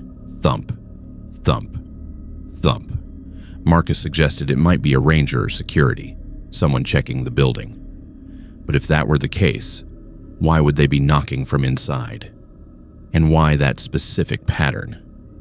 Layla felt uneasy, something she could not articulate, just a deep instinctive feeling that they should leave, but Marcus wanted to investigate. He walked up to one of the cottage windows and peered inside. The interior was dark, just vague shapes of furniture visible in the gloom. Then, as his eyes adjusted, he saw it. A light was moving inside the cottage, a warm, yellowish light like a candle or oil lamp, moving from room to room as if someone was carrying it. Marcus stepped back from the window and grabbed Layla's arm. He pointed, and she looked. The light was definitely there, moving steadily through the interior of the cottage, but the building had been electrified decades ago. There was no reason for anyone to be using a candle or lamp inside. And more importantly, there was no legal way for anyone to be inside a locked building after hours. They watched the light move into what appeared to be the main room of the cottage, and that is when they saw the shadow. Cast on the wall by the moving light was the silhouette of a man. He was pacing back and forth, his movements agitated, his arms gesturing as if he was giving a speech or having an animated conversation with someone they could not see. The shadow's movements were old-fashioned, formal, the kind of deliberate gestures you might see in old newsreel footage from the 1940s. Layla recognized them immediately. She had studied hours of film footage of Mackenzie King for a university project. Those were his mannerisms, his way of moving, his distinctive style of gesticulation. The shadow stopped pacing and turned toward the window where they were standing. For a moment, it felt like the figure inside could see them, even though they were outside in darkness, and the figure was in light. Then they heard the voice. It was muffled by the walls, but distinct, speaking in formal, old-fashioned cadence. The voice said, "Mother, can you hear me? I require counsel. The matters before us are grave, and I cannot proceed without your wisdom." There was a pause, as if the speaker was listening to a response. Then the voice continued. "Yes, I understand. The path is difficult, but I shall persevere. Thank you, dear mother. Your guidance sustains me always." The voice had the quality of a formal speech, carefully enunciated, almost theatrical. It was not how people talk in casual conversation. It was how someone speaks when they are addressing the dead, when they are conducting a seance.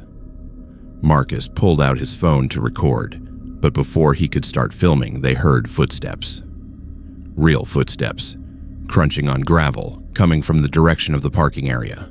A flashlight beam swept through the trees. Park security. Both Layla and Marcus ducked behind a hedge, trying to avoid being caught trespassing. They watched as a security guard approached the cottage, shining his flashlight over the building's exterior. The light inside the cottage had vanished. The shadow was gone. Everything was dark and still. The security guard circled the building once, checking doors and windows, confirming everything was locked. Apparently satisfied that no one had broken in, he walked back toward the parking area. Layla and Marcus waited until they were sure he was gone before emerging from their hiding spot. They debated whether to leave immediately or to wait and see if the phenomena would return. Layla wanted to leave. The experience had frightened her in a way she had not expected, but Marcus convinced her to wait just a little longer. They sat on a bench about 50 meters from the cottage, in a spot where they could watch the building but not be easily seen. It was fully dark now, around 10:30, and the park was quiet except for the sounds of insects and distant traffic. They waited for maybe 20 minutes, just sitting in silence, watching the cottage. Then it started again. The light appeared in one of the windows, moving slowly, and with it came sounds. Not voices this time, but sounds. Furniture dragging across floors, heavy objects being moved, the scrape and thump of things being rearranged.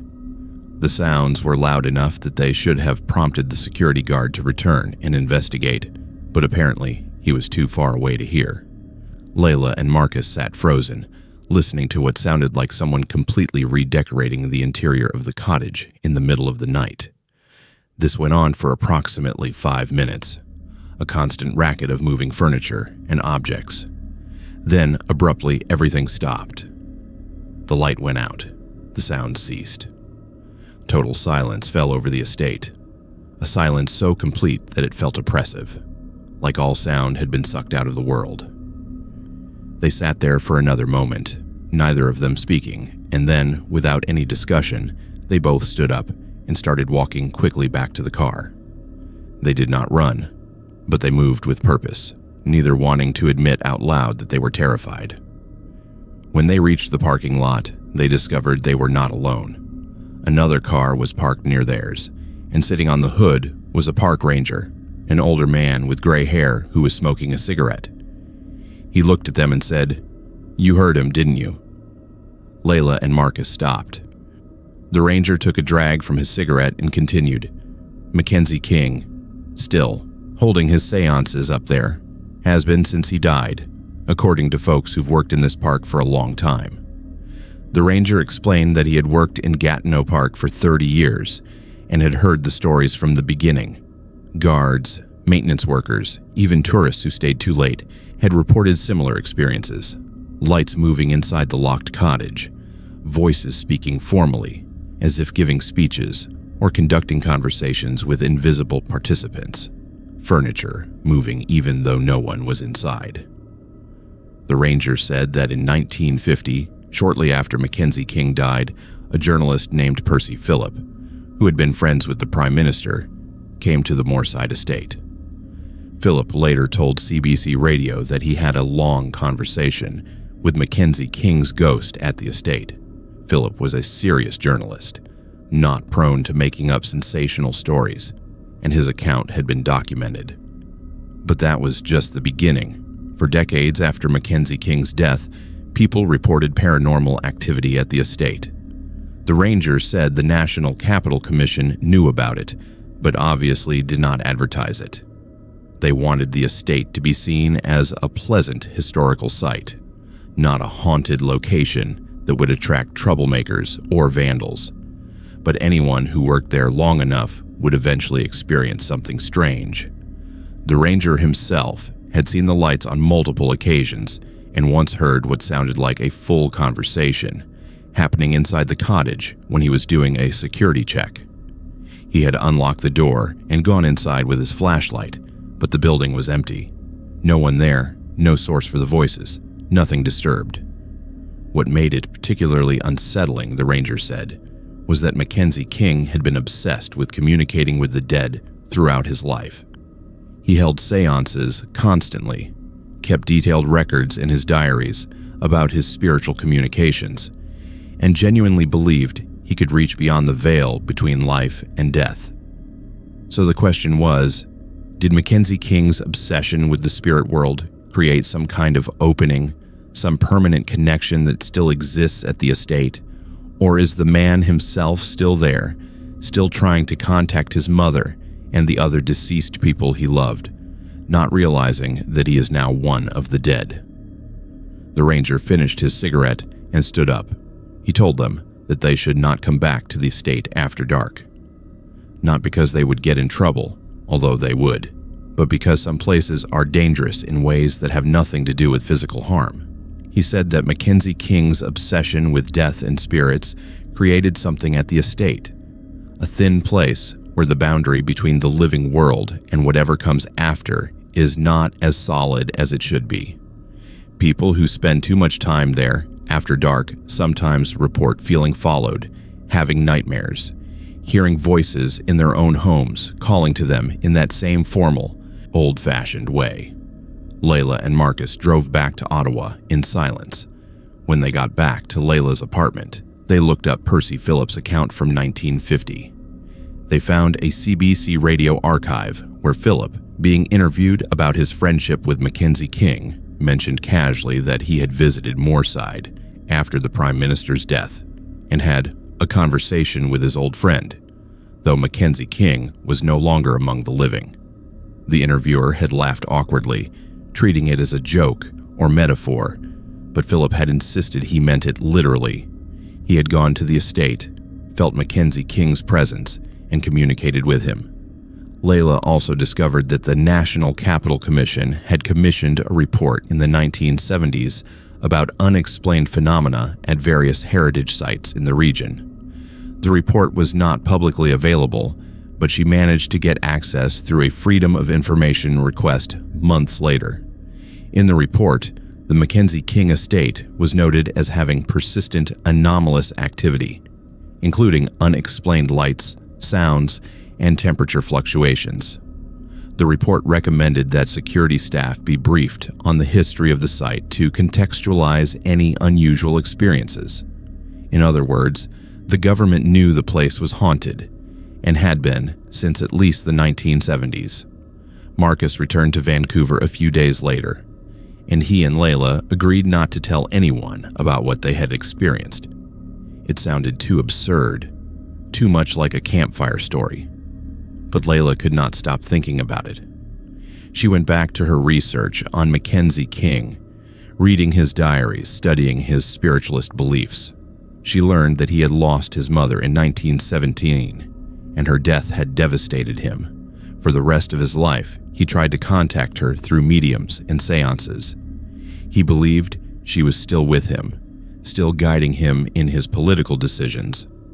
In one diary entry from 1943, Mackenzie King wrote about being at his Moorside estate and feeling his mother's presence so strongly that he could almost see her. He wrote, "She is here with me always. Death is not the end. It is merely a passage, and love bridges the gap."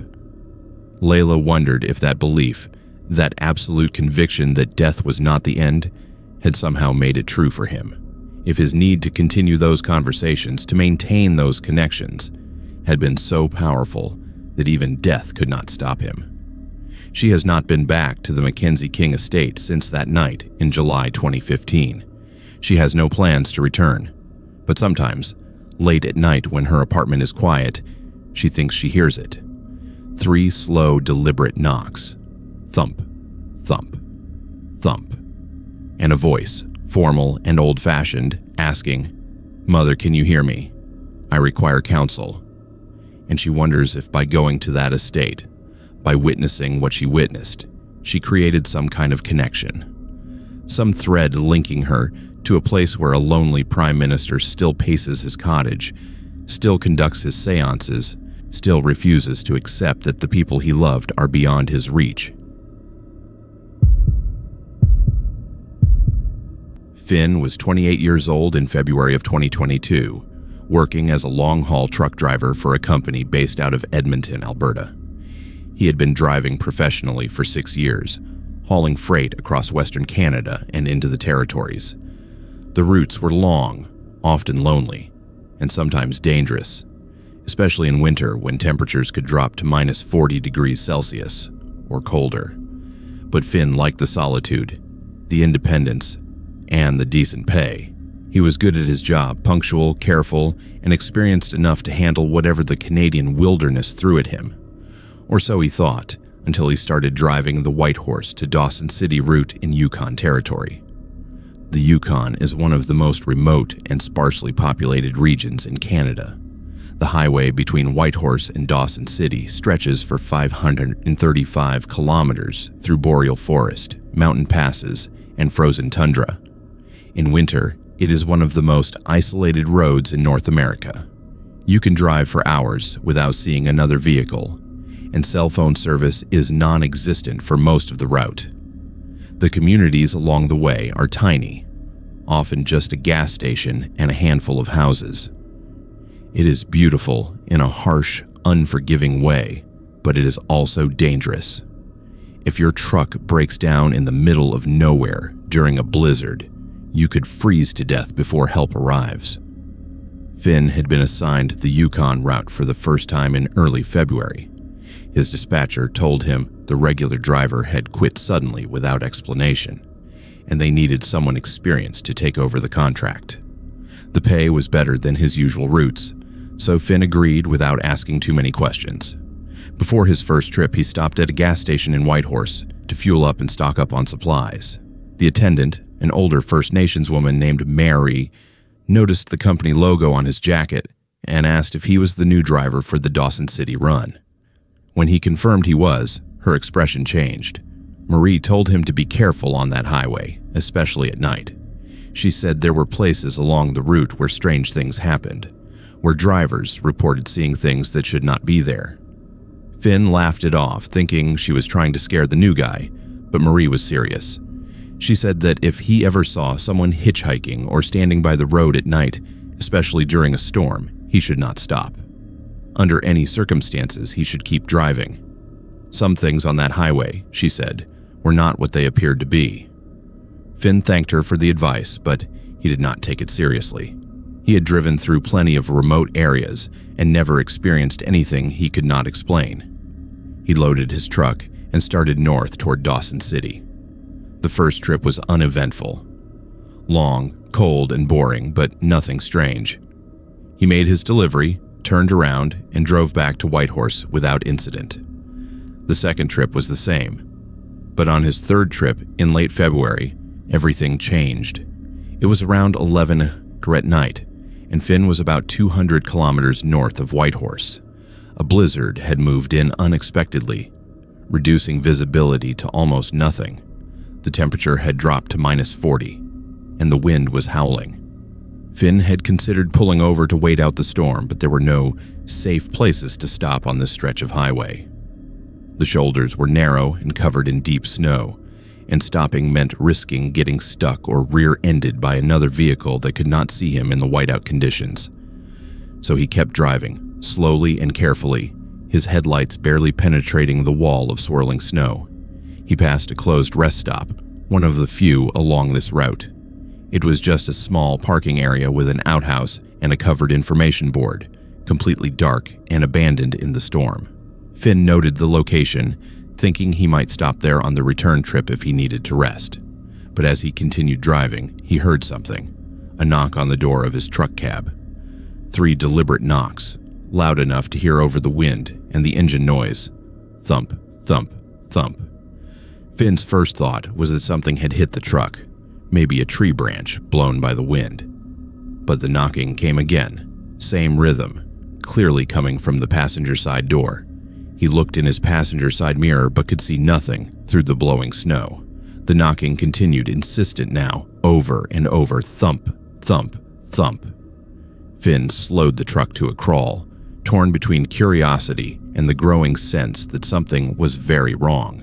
Against his better judgment, he stopped the truck and turned on the interior lights. He leaned across the passenger seat and looked out the window. Nothing. Just darkness and snow. But the knocking came again, now on the driver's side door right next to his head. Finn jumped, his heart pounding. He grabbed his flashlight and shone it out the window. For just a moment, he saw boot prints in the snow, fresh prints leading from the passenger side around to the driver's side. But there was no one there.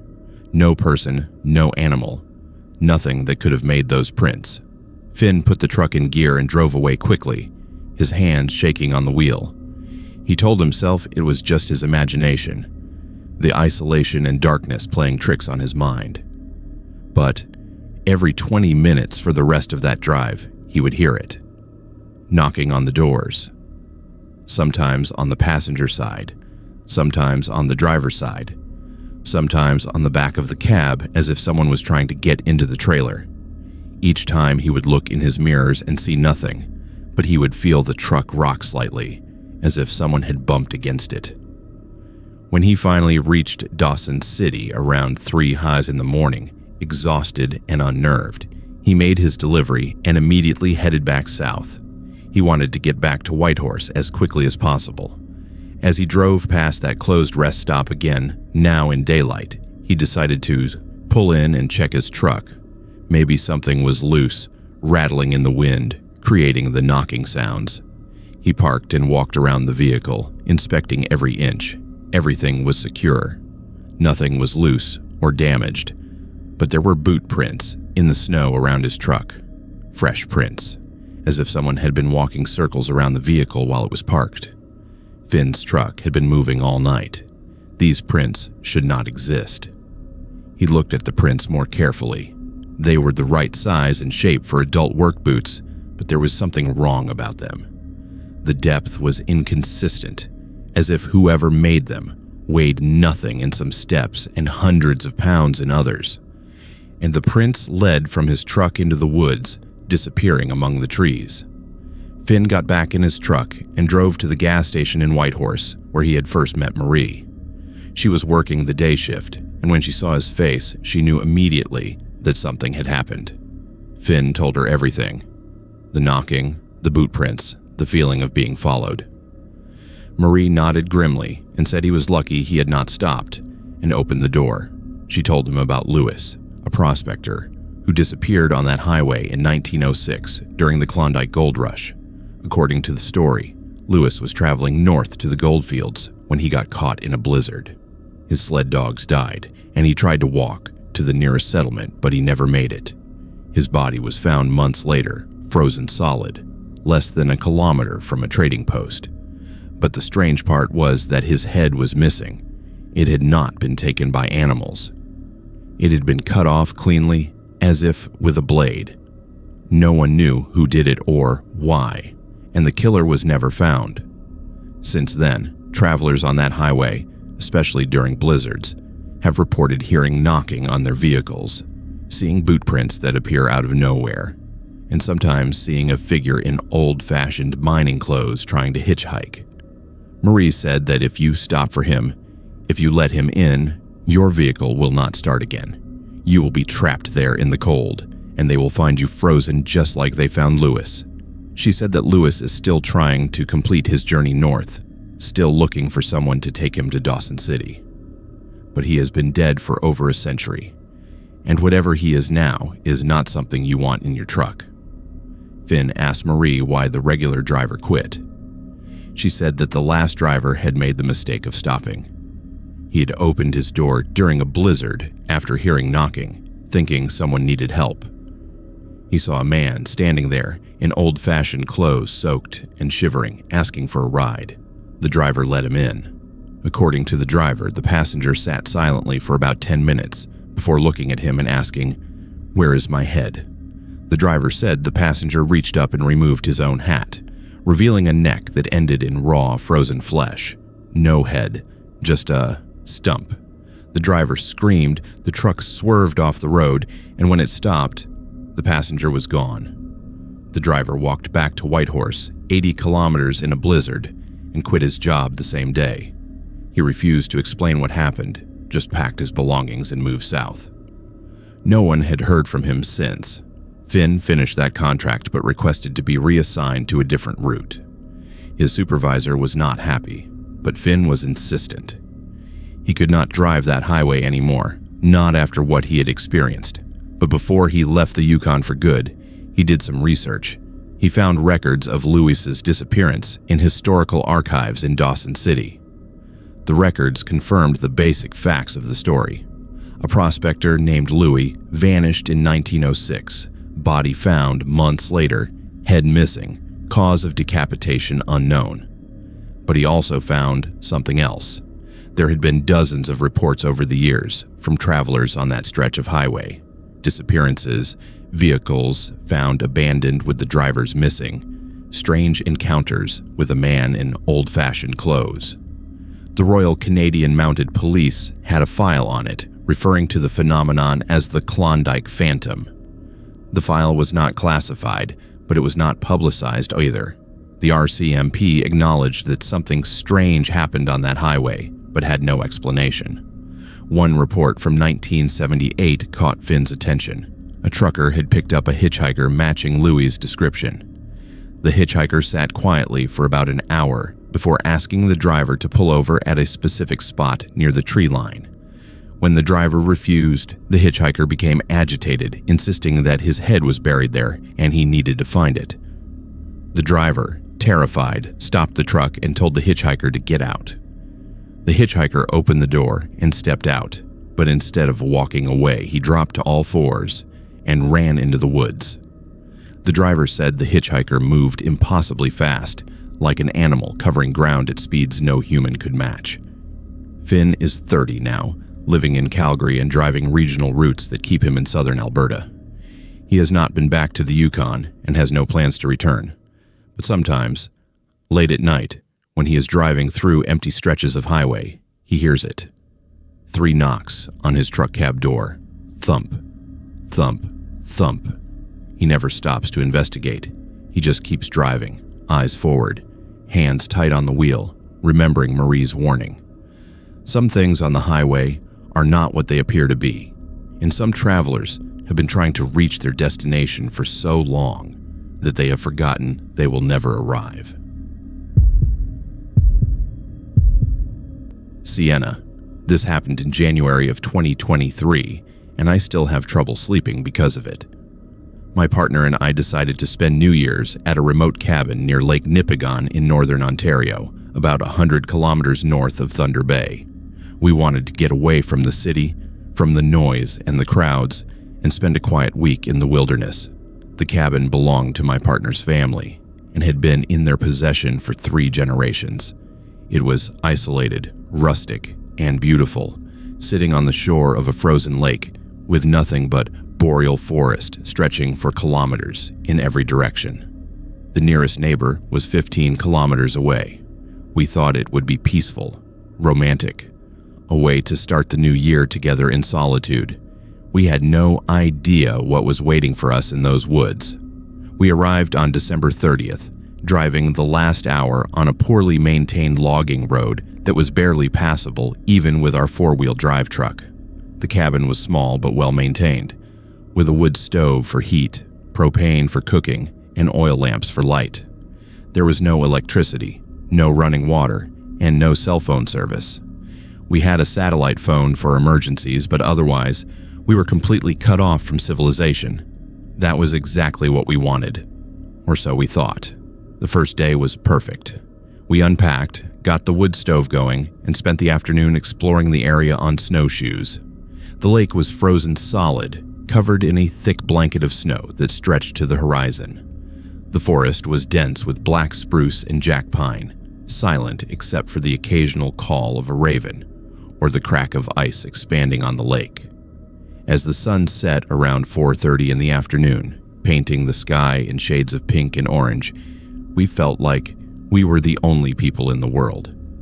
It was beautiful and peaceful, and I remember thinking how lucky we were to have this place. But as darkness fell on that first night, December 30th, I began to feel uneasy. It started as just a vague sense of being watched, a prickling at the back of my neck that I tried to dismiss as paranoia brought on by the isolation. We made dinner, played cards by lamplight, and tried to relax. But I could not shake the feeling that something outside was paying attention to us. Around 9 Prairies in the evening, I walked to the window to close the curtains and saw movement at the tree line, maybe 50 meters from the cabin. Just a flicker of shadow, barely visible in the darkness. I told myself it was a moose or a wolf, nothing to worry about. My partner noticed my tension and asked what was wrong. I did not want to sound foolish, so I just said I thought I saw an animal near the trees. He looked out the window but saw nothing. We went to bed around 11, sleeping in the loft area under thick blankets. The temperature outside had dropped to minus 35 degrees Celsius, and even with the wood stove burning, the cabin was cold. I lay there listening to the wind rattling the windows and the wood, popping in the stove, and eventually I fell into a restless sleep. I woke up just after 2 in the morning to the sound of footsteps on the roof. Heavy, deliberate footsteps, like someone walking slowly across the cabin from one end to the other. I sat up in bed, my heart pounding, and listened. The footsteps stopped directly above where we were sleeping. There was a long moment of silence, and then a dragging sound, like something heavy being pulled across the roof. My partner woke up, his eyes wide in the darkness. "What is that?" he whispered. I had no answer. The dragging sound continued for maybe 30 seconds before stopping. Then we heard it move to the edge of the roof, and what sounded like something jumping down onto the snow-covered ground. My partner grabbed the flashlight and the rifle he had brought for wildlife protection. He went to the window and shone the light outside, sweeping it across the clearing around the cabin. Nothing. No tracks in the snow, no sign of any animal or person. But we both knew what we had heard. Something large and heavy had been on our roof. We did not sleep for the rest of that night. We sat in the main room with the oil lamps burning and the rifle across my partner's lap, waiting for sunrise. When dawn finally came around 8:30, we went outside to investigate. The snow around the cabin was pristine, undisturbed except for our own tracks from the previous day. There were no footprints leading to or from the cabin, no marks on the roof where something heavy had walked, nothing to explain what we had heard. It was as if whatever had been up there had left no physical trace of its presence. My partner suggested it might have been ice or snow sliding off the roof, or perhaps the cabin settling in the cold. I wanted to believe him, but I knew what I had heard. Those were footsteps, deliberate and purposeful, and whatever made them had jumped down from the roof with enough force that we should have seen impact marks in the snow, but there was nothing. We spent December 31st trying to act normal, trying to enjoy our time in the cabin, but the feeling of being watched intensified. Every time I looked toward the tree line, I felt like something was looking back. My partner admitted he felt it too, though he tried to rationalize it as our minds playing tricks on us after the strange experience the previous night. We decided to stay inside after dark, keep the curtains closed, and try to get through New Year's Eve without incident. Around 11 hours that night, 1 hour before midnight, we heard my voice calling from the woods. It was my exact voice, my tone, my inflection, calling my partner's name. "Come here. I found something beautiful." But I was sitting right next to him in the cabin. We looked at each other in absolute horror. The voice called again, closer now, just outside the window. "Come here. I found something beautiful." My partner's face had gone pale. He whispered, "That is not you, right?" I shook, my head, unable to speak. Then we heard his voice. It was calling my name from a different direction from the other side of the cabin. "Sienna, come look at this. You need to see this." But he was sitting next to me, his hand gripping mine so tightly it hurt. The two voices, perfect mimics of our own, began calling back and forth to each other, circling the cabin. Mine calling his name, his calling mine, over and over, sometimes pleading, sometimes angry, sometimes laughing. It was the most horrifying thing I have ever experienced, hearing my own voice used against me, weaponized to lure and confuse. My partner started crying. He was from the area, had grown up hearing stories from his Ojibwe grandmother about things in the winter woods. He said we had made a terrible mistake coming here during what his grandmother called the starvation moon, the month of January, when food was scarce and when the Wendigo hunted. He had never believed the stories before, thought they were just folklore meant to keep children from wandering too far from home. But now, hearing those voices circling the cabin, he believed. The voices continued until exactly midnight. As the new year arrived, the voices became distorted, changing from our normal speech to something inhuman. They started speaking our words backward, or at least it sounded that way, a horrible guttural sound that made my ears hurt. Then they began screaming, high-pitched, inhuman screams that went on until I thought I would go mad. We huddled together in the center of the cabin, hands over our ears, waiting for it to stop. Around 2 in the morning, something began running circles around the cabin. We could hear it in the snow, heavy footfalls moving impossibly fast, circling over and over like a predator stalking prey. The cabin shook with each pass as if whatever it was brushed against the walls.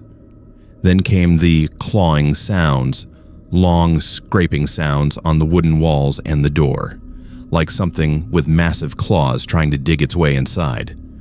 My partner raised the rifle, pointing it at the door, his hand shaking so badly I was afraid he would drop it. Then there was silence. Complete and absolute silence. No wind, no trees creaking, no distant sounds of the forest. It was as if all sound had been sucked out of the world. We sat frozen, barely breathing, waiting. The silence lasted for what felt like hours, but was probably only minutes. And then we smelled it.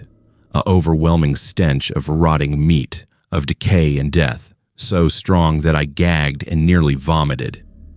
The smell filled the cabin even though all the windows and doors were closed and sealed against the cold. My partner whispered that it was the smell of the Wendigo, the smell of death, and starvation and cannibalism. He said his grandmother had told him that the Wendigo was not just a monster.